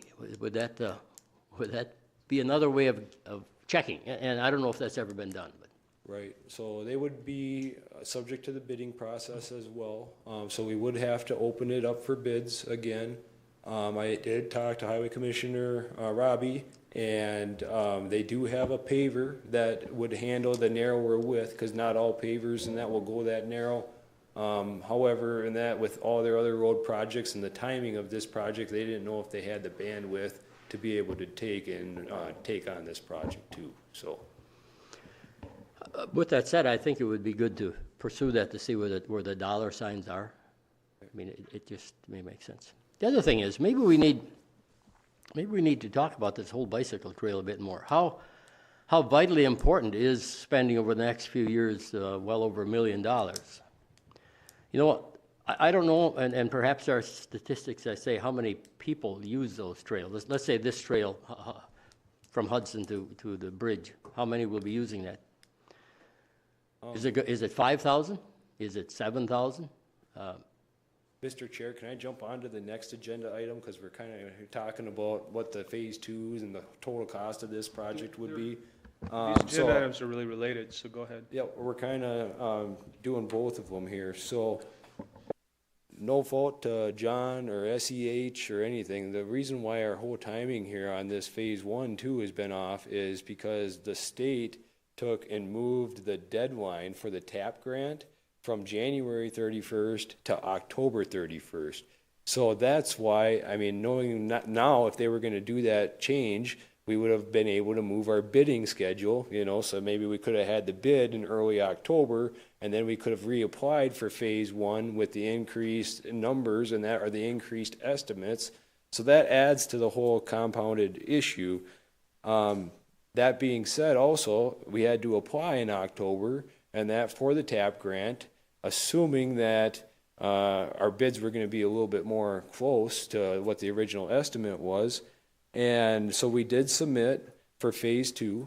Phase 2, roughly there's about 200 houses in that area that could possibly use the trail.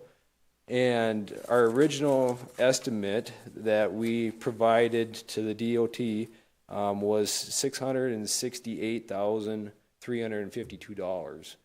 And of that, if the county was going to take and pay the 20% construction cost, we were around that $130,000 mark. And using the breakdown of the bids from just what we got in phase 1 here, and if we apply those same numbers and that to the phase 2 project, and that would be for a 2027 construction build, so also increasing some inflation and then also setting aside a 10% contingency, and that number jumps all the way to $943,000, and that 943,000, and that's pretty close. And so between the two segments, you're looking at roughly 1.8.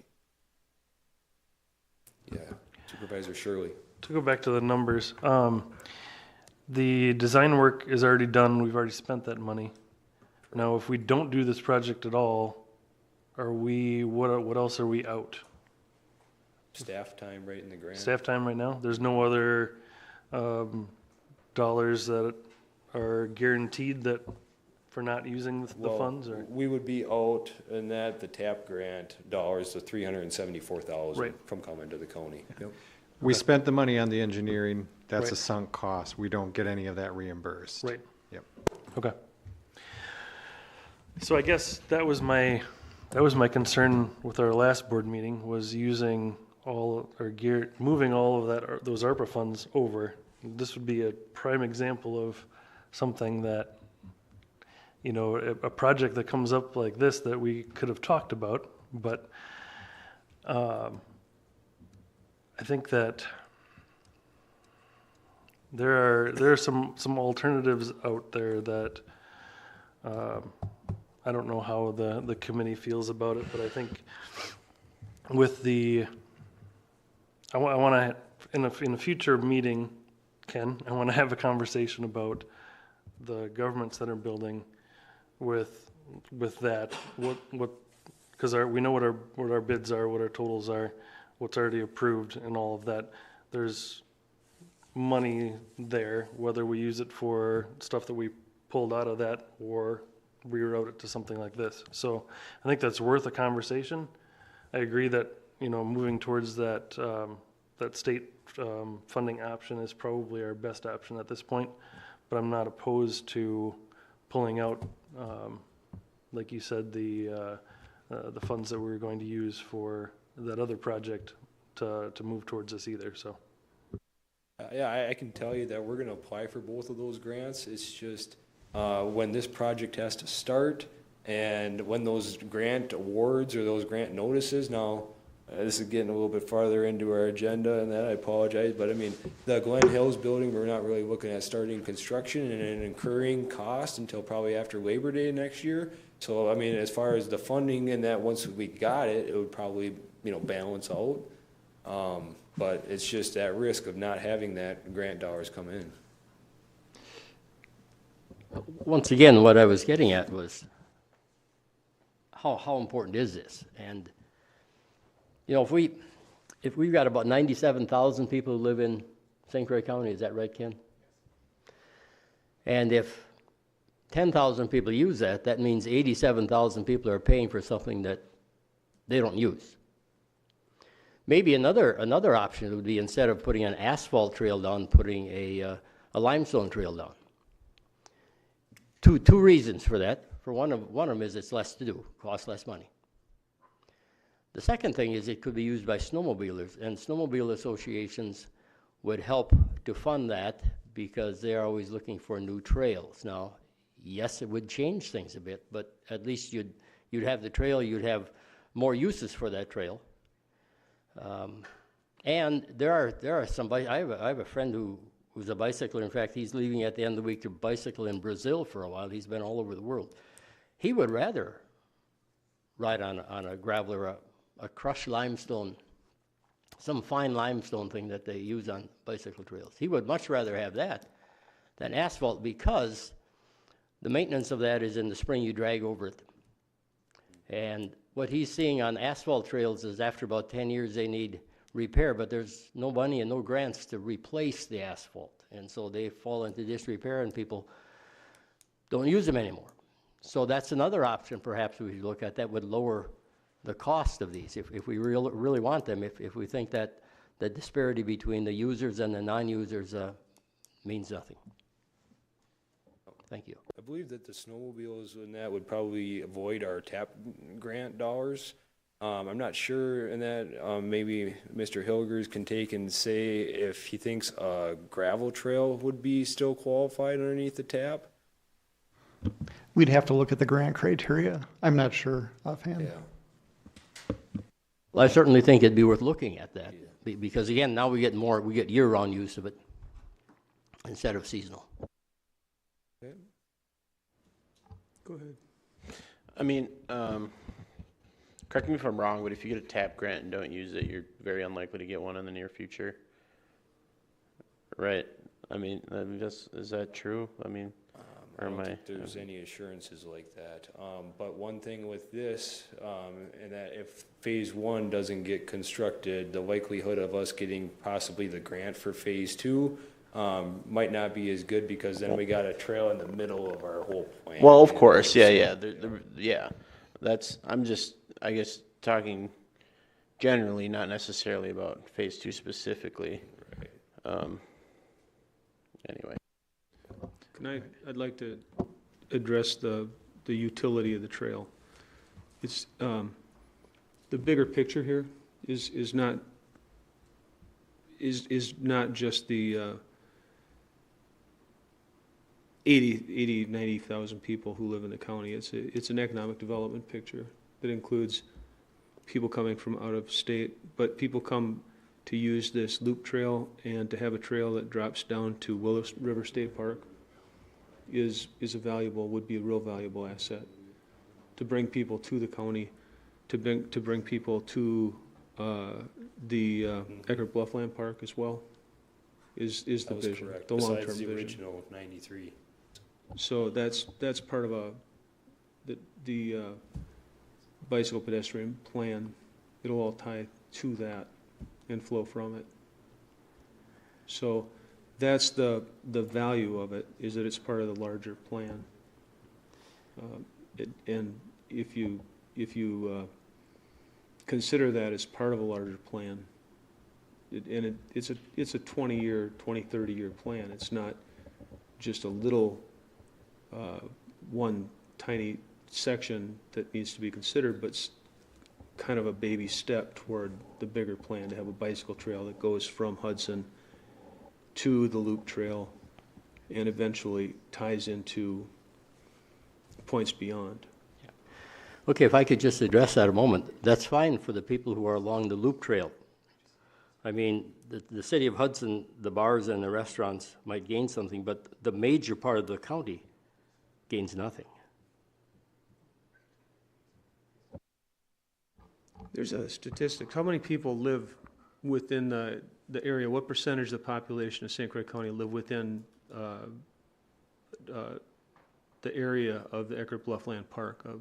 A majority of the population of the county live near, relatively near. Within Eckerd Bluffland. 15 miles, I think it was like 70% of the county, within 15 miles of Eckerd Bluffland when we looked at that. Right, which makes this trail accessible to a majority of the population of the county. But I go back to my original question, how many people use the trail? I guess, because I'm guessing that those 70% of the people that live within 15 miles aren't all on that trail. It's hard to know. I mean, the trail's not built yet. Well, that's why my original question, is there a feeling for how many people actually use the trail versus how many people are paying for the trail? I guess that's the point I'm making. That's the thing about tourism, is that you don't know ahead of time. You build it, they'll come. I believe they'll come. All right, so if you guys have decided whether you want to build the trail or not, this is what we need. John and I have been doing some deciphering here. But basically, $375,000. That's how much more money the county would have to come up with. So, I mean, what are your options for that? Jason went through some of the grants that he can write for that. None of them are guaranteed, though. So, do you want the trail? Do you not want the trail? Do you want to wait and see? That's what's before you right now. Now, Supervisor Shirley had an interesting point I hadn't really thought of, but the $80 million we borrowed was for the government center project or any other authorized KIP project. So you can take money out of that $80 million, $375,000, and use that. Now, Chris Boss is going to have a heart attack when you take money out of his contingency fund to use for something outside of the government center project. And when you fall short then on the government center project, we're going to come back to you and ask for more money to finish off whatever it is we didn't get to finish on the government center project, potentially. So, I mean, those are the risks that you run, though. But that's the decision or the choices really that you have in front of you. If you want to do it, do you want to come up with an extra 375? Do you not want to, or do you just want to wait and see what happens with these grants? I want to know the limestone question. That's a good thought, whether that's eligible for a TAP grant. I also know our fund balance historically has been pretty healthy. I'm not saying I want to do that every time, but this one time. I also think it's prudent on us to maybe hold off on phase 2 for now.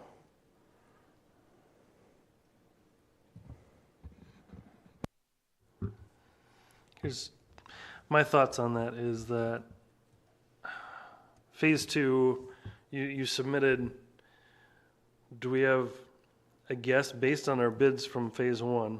Phase 2, we're probably 200,000 short? I'm 250? sorry, yeah, I'm sorry, I should have said that. The reason why I've got the updated numbers is because the DOT came back to us, and because a lot of their bids are also higher, and they knew how high our phase 1, so they're allowing us to amend our submittal, and that for that new 943,000 number, and that, which then they'll cost share the 80% of. So, but still, our 20% contribution then is pushing 200,000. Sure. So, Right. But we won't have a shortfall in phase 2, hopefully, as long as right. materials don't go crazy So, again. Remember in that phase 1 was, estimated in 2021. So, and there's been a lot of inflation costs since then. Right. So I guess my concern is that if we don't do phase 1 or phase 2, or put a pause on phase two, phase one is virtually worthless. I mean, you're not connected to anything at the end of the day. So I kind of go back and forth with what to do with that, because I mean, the gravel path is an option, maybe, with the TAP grant, you know, what we could do with that. But, you know, if we're not connecting phase two into that, then we're wasting our time. And maybe the gravel path is a way to start, because once you have the gravel path, then the work is all done, you just have to overlay it with asphalt, so that could be down the road. I mean, we could get probably phase 1 and 2 done in gravel for the same price as phase 1 in Right. asphalt. And that asphalt was one of the major cost increases in the bids. So there was also increases in, you know, just clearing and grubbing and the normal grading as well, just for fuel and wages and stuff. So, so what I'm hearing in that, just to move this along, and that is that you would like us to look into the conditions of the TAP grant and whether or not we could go ahead with a limestone or some kind of a non-pavement option, and then possibly see if highway would be interested as well again, so. Scott, I haven't heard anything from you. What are you thinking?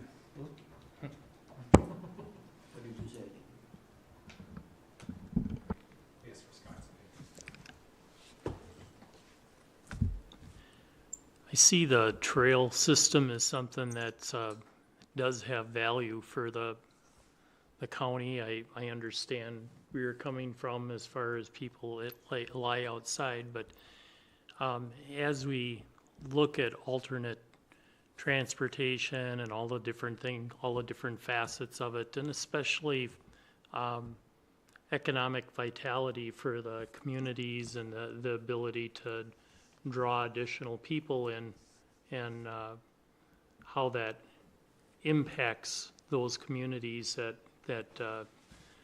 have that. And I know, well, it doesn't help somebody in Glenwood, but it does impact somebody locally and in the county. And if it helps with their businesses, that also increases their values and valuations and everything else. So there are positives. I also do agree if we can do it in a, you know, I've been on a lot of the state trails that use that fine gravel, and they work nice. The one problem you have with the asphalt is long-term, like you were saying. I know a lot of the asphalt trails, you know, we live in Wisconsin, we got frost, we got issues that are always breaking things up. The bicycles don't do damage from weight, obviously, but it's that they're built at a, you know, they're not a 4-inch pavement either. It's a thinner trail thickness, and it's more susceptible to the damages. So the limestone may be a good alternative. And with bicycle traffic, it's not going to be shouldn't be a dust nuisance for the people living around it. So I'm in favor of staying on track with it. The one question I had is with this, if we talked about some of the excess funds that may be available from ARPA that was going to be going for the heating systems. Can those funds, they don't qualify? Yeah, there's 3 different pools of money I think you could take a look at. ARPA being one of them, that I think it'd be a real stretch to justify how that stops COVID. I mean, because everything's got to be tied back to COVID with the ARPA dollars. So it's a lot harder with that one. The other 2 pools that you have are the bond issue that we had done, the $80 million, or just the fund balance within the KIP itself. So both of those are viable options. It's your decision of when and how you want to spend those, though.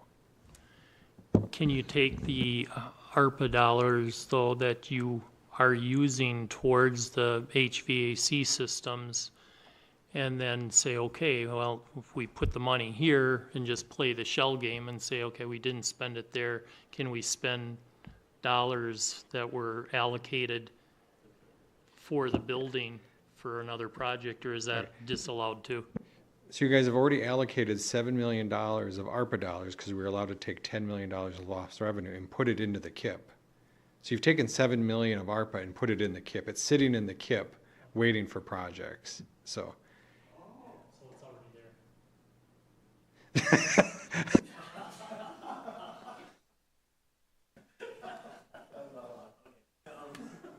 Now, 3 million, I'm sorry to shock you like that, Sean. You reminded me. Yeah. So, I mean, so at the beginning of 2024, we had $7 million fund balance in the KIP. We're spending about $3.5 million of that in 2024. At the end of 2024, we'll still have about $3.5 million left over, and we average about $3 million per year in KIP projects. So that money will dwindle down quickly. So make sure you spend it wisely on projects that you want, but it is available if this is one of those projects. We should consider doing this without tipping into the building fund project. Building could be affected by inflation, and at the end of the building project, if there's money left over, then we should decide what to do with it, not before. We should not, again, I'll use the phrase, we should not eat our seed corn. This should be solved in any other way. That seems important. Having said that, go back to the idea of economic development, property value, adjacent use happens after the trail goes in. Real estate people will swear by trails as an asset to a community and the growth of a community. So that kind of growth is hard to measure ahead of time. It's a projection. Go ahead. So I guess after hearing or getting clarification on phase 2, I don't want to pause phase 2. I guess where I'm at is I want to see what it looks like and if we're able to use TAP grants on limestone trails, and then go from there. I definitely don't want to give the feds back $100,000 though. So I think either way, I want to figure out how to do phase 1. Even if that involves finding $375,000 somewhere. That's my opinion.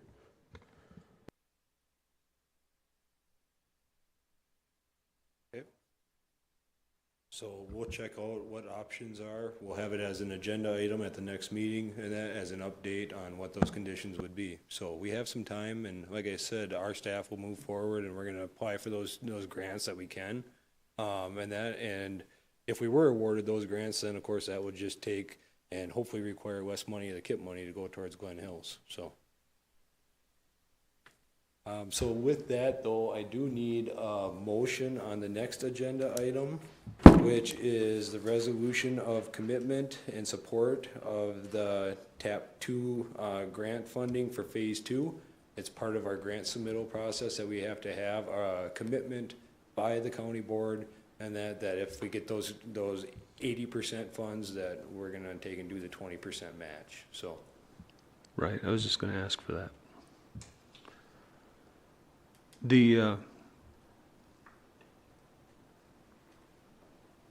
What's the cutoff? What is your deadline for that? That one's December 21st, I think, December 20th, so. All right, so you guys ready to make a motion, or you wanna have some more discussion about this? All right, can I have a motion? Well, if our deadline's December 21st, then I would make a motion to table this to our next meeting.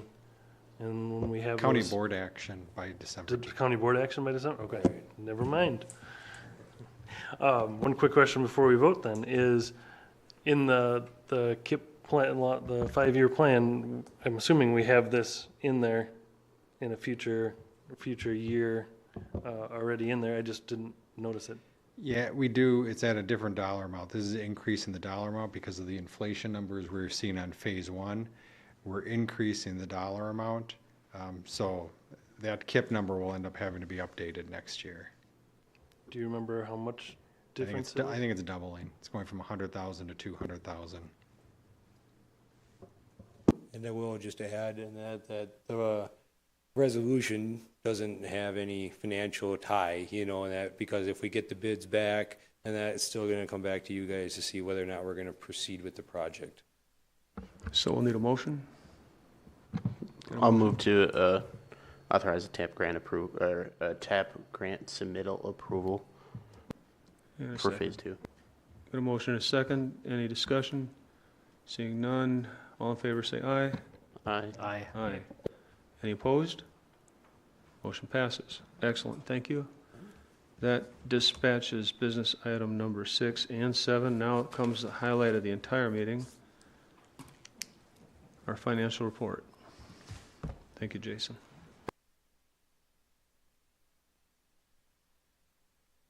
All right, so in the financial report, a couple of those items that I'd mentioned last month that we're keeping an eye on, because we're down to just a couple of months now. This is through the end of October. So one of them is Register of Deeds fees. So the end of October, we're at 720,000. Prior year, we were at 930,000 through the end of October. So we're running about 200,000 behind, which pretty much guarantees that we will fall short of the budgeted amount. But we're within a few 100,000. It's pretty close, right?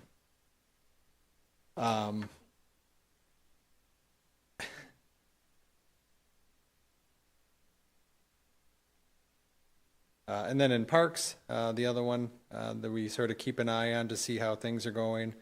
So through the end of October, we were at $444,991. Last year at that time, we were at $399. The prior 2 years, we finished at $415 and $408, so we broke a record there. This is the highest revenues we've brought into the parks.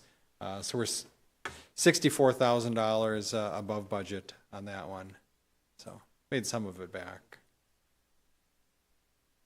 Those are the items that I wanted to make sure I pointed out to you, but if you did have any other questions, I'd be happy to answer them.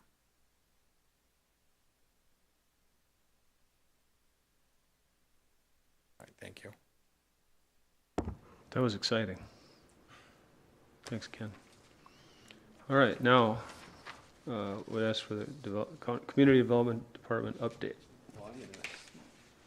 I'm going to start right off from that. One of the things that was new for 2023 was the parks went from the old manual pay stub drop off to the QR codes and people being able to pay on their phone.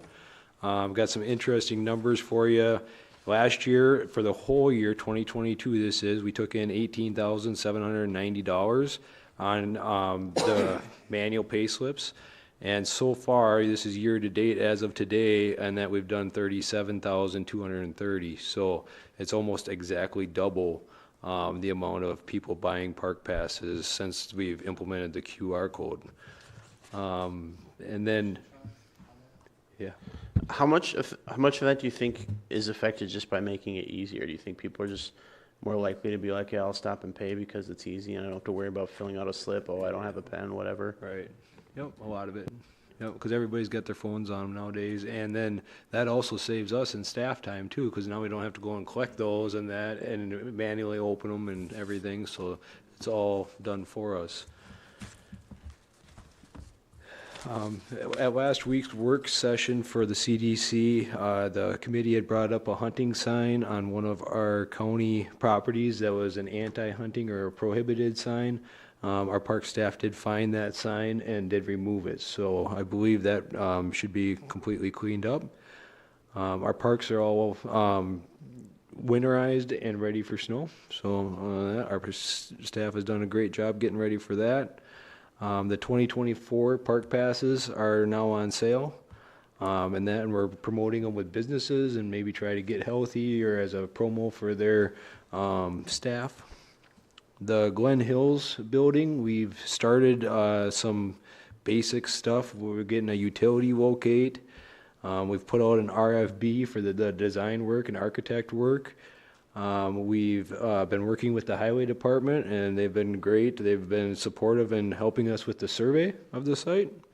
And we've got a septic soil test, and that's scheduled for the 28th of November. So we're trying to get some of this basic groundwork done before winter so that the plans and the development and that can be done throughout the winter months here. Also, a thank you to Highway.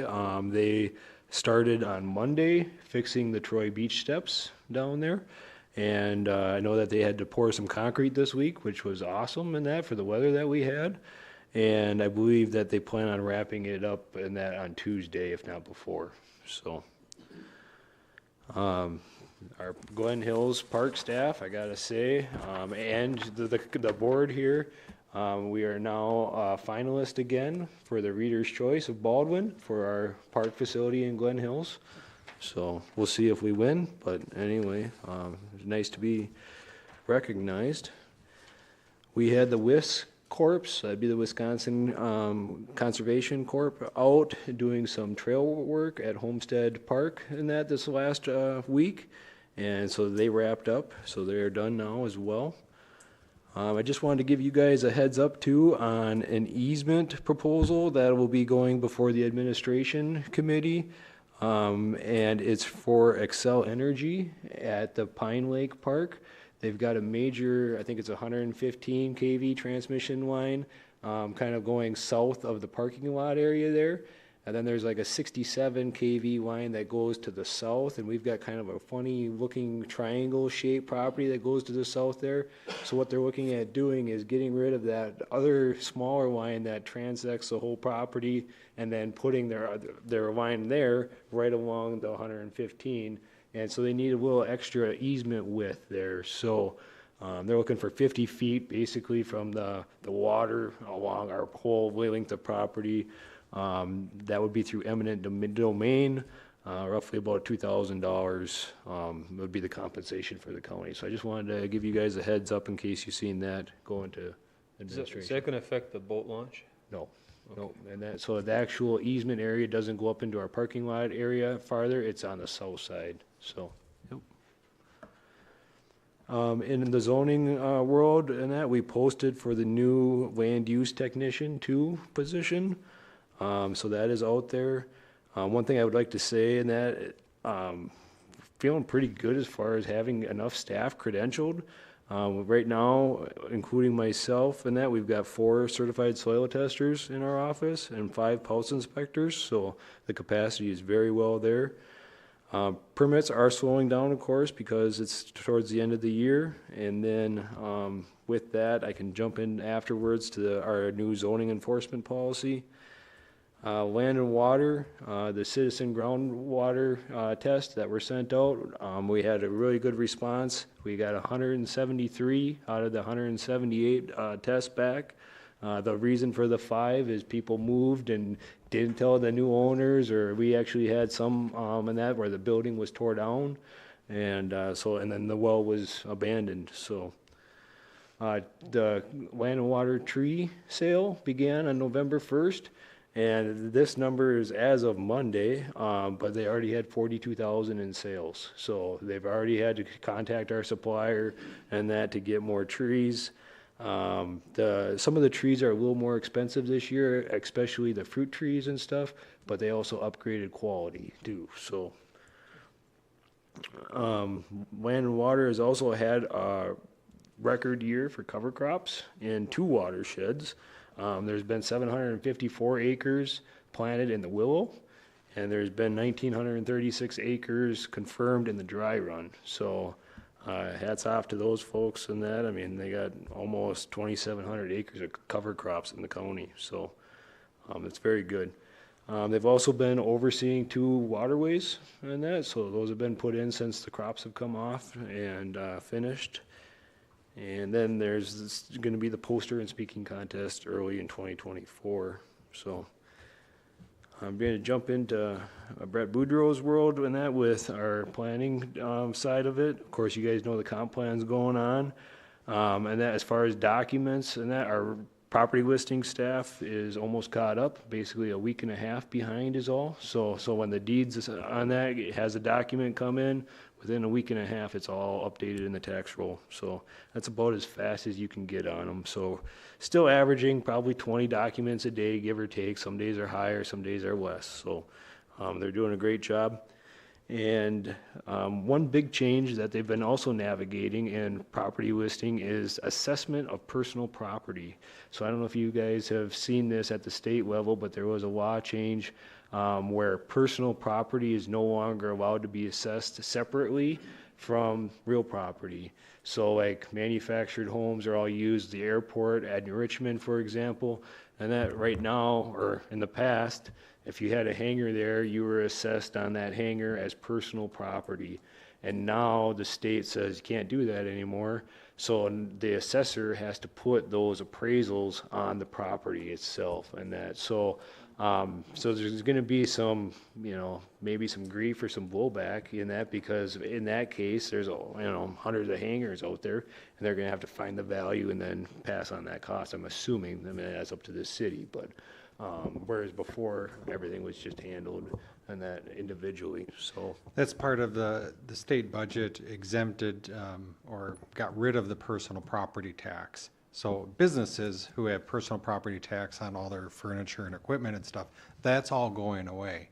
But the other personal property had was hangars, airport hangars, and mobile homes.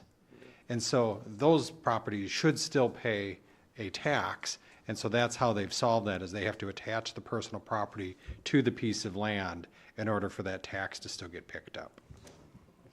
So if like someone is in a home park that tax, but they own their residence and rent the land, that would be taxed to the land? Yep, it gets taxed to the landowner. Interesting. Yeah. And, this was, I think there's two different ways they can do it. But one of the ways is they just tax it in lump sum to the property owner, and he'll redistribute it as part of his lot rental then. Or there's another methodology where they can create a separate listing for every separate personal property on the land and a separate tax key number. So I think there's a couple of different solutions there to solve that. But it's all stemming from the state budget where they eliminated the personal property tax.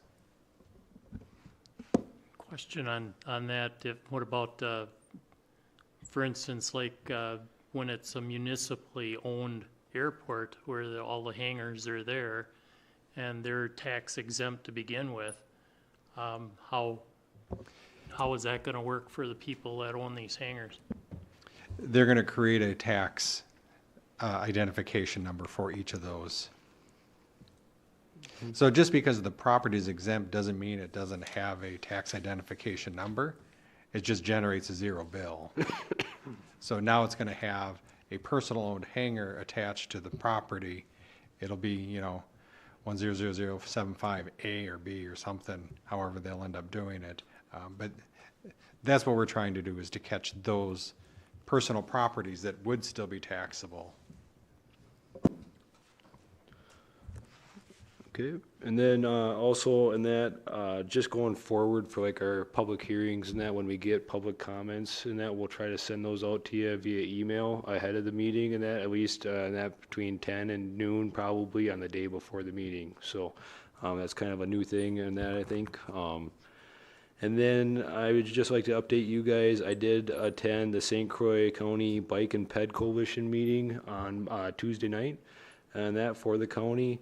There was talk about, the whole meeting was about the Lake Malibu Trestle Park development, and they wanted to have a member from each of the stakeholders there, from the Village of North Hudson, the county, and the City of Hudson, because the properties there are held basically in common ownership, 1/3 ownership between all parties. So the Mayor O'Connell from the City of Hudson and Stan, the village president of North Hudson, were there. They have heard from the attorney of the old railroad property, and that Ryan Carey. And the railroad property itself is owned by Bruce Lenzen, and they have not provided anything to the Trail Coalition about what their goals are for the property, or whether or not they're going to sell it or what that would even look like. So there hasn't been any plans developed. Basically, the end result of the meeting was that until anything like that comes, that they wouldn't be meeting again on that topic. So, so there is no future meeting date for that. The last thing that I would like to go over, and that is up on the screen. So our land use staff are constantly balancing enforcement issues, of course, and so every issue is a little bit different. So we tried to create a document that would allow for consistency amongst everybody in the county and how they're treated, and also help us prioritize what violations are, you know, top priority and should be dealt with right away, and other ones than that that maybe can wait until we have downtime or a down season. So let me scroll down through here.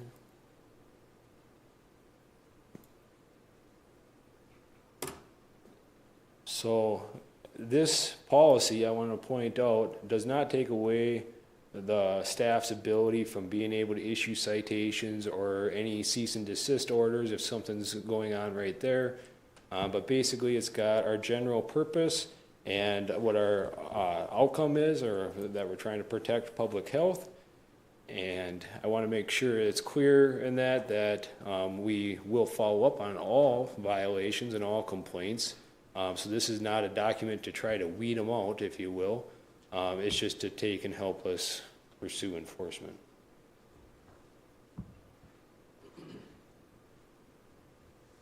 So the priorities here are, of course, on the top, violations that pose immediate danger to public health or safety.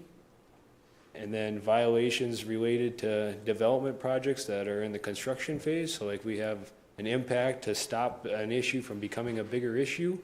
And that violations affecting navigable waters, shoreland areas. Then violations for basically uses and that, unpermitted or permitted, conditional uses. Violations by zoning staff alone and that would kind of fall down farther. And if there's multiple complaints received on the same property, then that might move the priority up because we got repeat offenders. And junk violations, while we get a lot of them, a lot of times they're maybe not an immediate danger to public health or safety, or they're not, you know, affecting a navigable water. So any questions on that?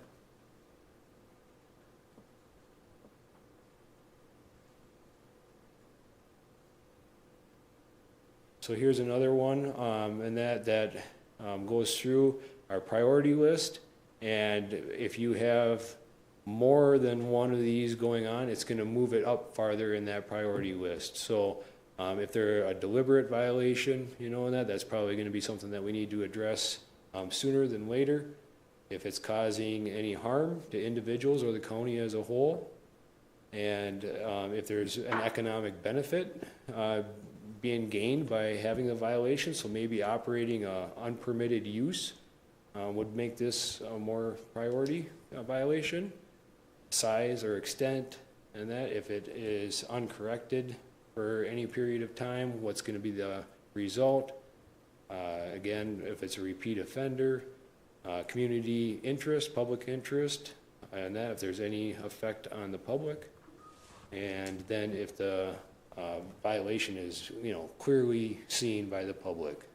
So that's to create support for our office, so that, I mean, if something's completely visible and everybody knows about it and we're not doing anything, that could be an issue, because then we could have other people not doing anything or violating. So statutory authority. So then we've got kind of this general flow chart. Basically, to summarize this, if we got a violation, we would take and figure out where it is on our priority list. If we have time, we're going to handle it right then, you know. If we don't, and that, then we're going to take and go through. Once we get time to get out to the site, we're going to take and try to contact that property owner via phone, call, email, make our first contact. A lot of times in that will revolve, or it will evolve into a letter, and that would be a notice of violation. and we would give them 30 days to correct it. After the 30 days, we would be out on site again. We would do another letter if they're still in violation, giving them another 30 days. At that point, and that staff would be able to go ahead and issue a citation to move it along in the process. I'll be very honest, I'm not a huge citation guy, but a lot of times the most effective thing about them is that they get somebody's attention and they know that you're serious then. And so that is what I've found. And of course, once we issue a citation, if staff and corporation counsel feel like the property has been brought into compliance, and that we can always dismiss that citation. So that's probably the biggest thing for our tool. But that wouldn't be until after that 60 days of corrections. And if it goes farther than that, then that's when we would enter into some kind of a court stipulation agreement or injunctive relief. At that point, we would want to reach out to the towns and make sure that the towns are on board, because if we have to go in for an injunctive relief on a junk site, for example, the town is the one that can recoup the cost of us going in. So, and yeah, 60 days seems like that's kind of short. And that's why we've got this abeyance period, because we realize that there's times of the year when there's maybe snow on the ground or every violation, you know, and that if it's a larger scale violation, they probably need more time to take and fix it. So we can take and do an abeyance in writing. And for one thing, that is really nice for when you end up in court, because now you've got something in writing from the property owner that says, yep, I'm agreeing that I'm going to have it cleaned up by this date. And then when we're out there and it's that date and it's not cleaned up, you know, that it's clear that there was a good agreement and that they were aware of what had to be cleaned up or changed on the property. So there is the ability to flex for 2 abeyance periods.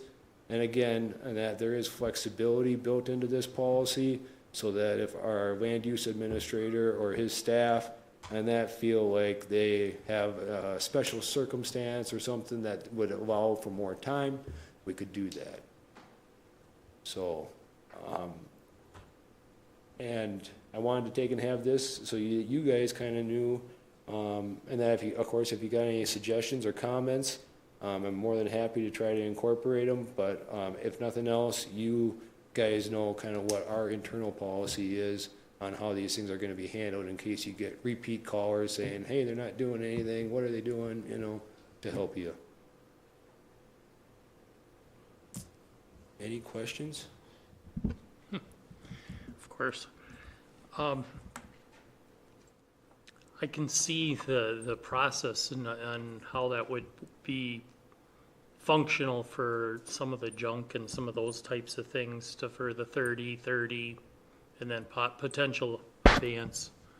The question though I would have would be, for instance, you have a home buyer that, or new home construction, and they decide to dig into things without pulling the proper permits. They're building a house less than 45 feet from a lake, less than 15 feet from the road right away on the other side, and roof overhanging onto the neighbor's property.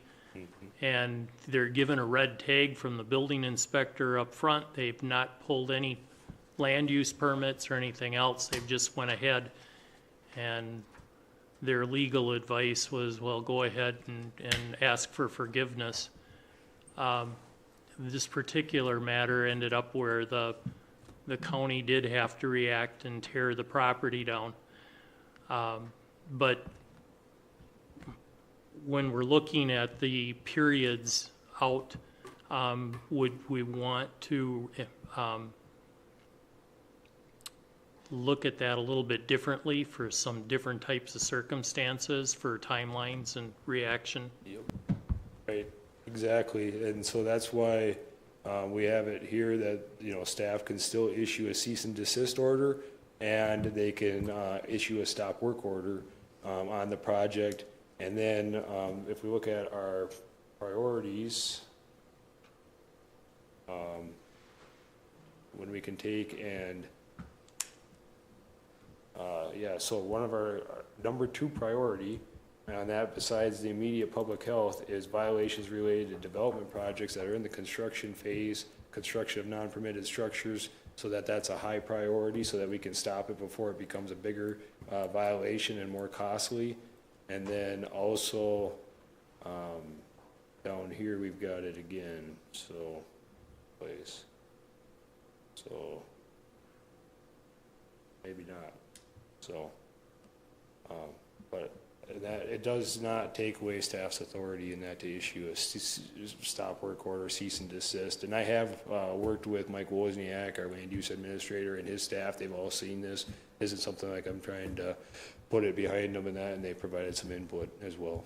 So, How would you go about in a case like that where they've been red tagged, they've been given notice from the county? Is there a way that you can actually stop them? So, I mean, this guy built his entire house and moved in it, and he was stopped from the first footings being poured. Boy, yeah, besides having, the stop work order then, and then if they kept on going, usually that's enough of a red flag because people have enough financial, input into it at that point that they don't want to create that hardship on themselves, not knowing if they're going to be able to get it permitted or not. Otherwise, then I think you'd have to go to corporation council, and you'd probably end up entering into some sort of restraining order and that against the projects to take and stop it from going on further. So that'd be about the only way that I could see it happening. Yeah, Supervisor Anderson. Would a stop work order be issued to the builder as well? Like, would the builder get notice of that? Yeah, Okay. usually copy everybody. Yeah. Yeah, and it's usually something that's even sent to email, because it's like right now, and that, I mean, if you could do it on the spot, that'd be great. And that, but then follow it up with a hard copy in the mail, so. Yeah, Supervisor Van Summeren. How many violations do we actually deal with? Is there a lot of them? I have no idea, so. Good question, there's a lot of them. There are. Yeah. What's the most popular? I mean, we ought to have a precedent setting. A lot of junk, campers, vegetation removal, and unpermitted uses, and that seemed like probably take up the bulk of it. Yep. Thank you. So I can get you numbers if you want. I don't know, but I do know. I will say, compared to my past position, I'm very surprised. We get a lot more complaints, it seems like, from the towns and in that down here than what I'm used to. I'm used to getting into neighbor feuds where it's more just public providing complaints. So that's why it's important to have a policy like this as well, so our towns know kind of what our process is, and so that they know that we are going to handle them. But when you look at the county as a whole, and we got 17 towns under county zoning, there's a lot of stuff going. So.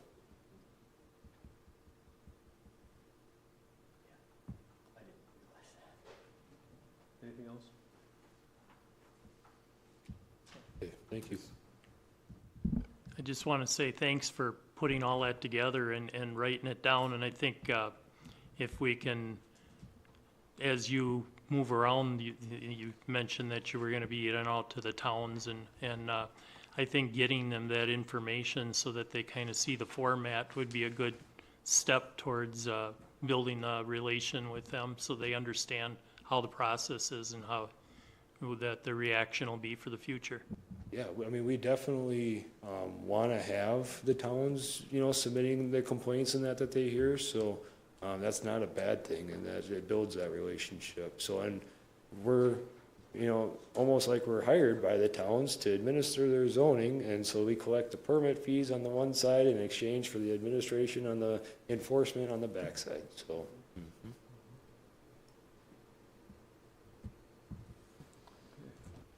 Anything else? It's a great report.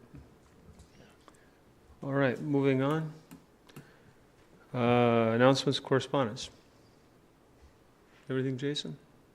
I don't. Anybody else? How did Halloween go?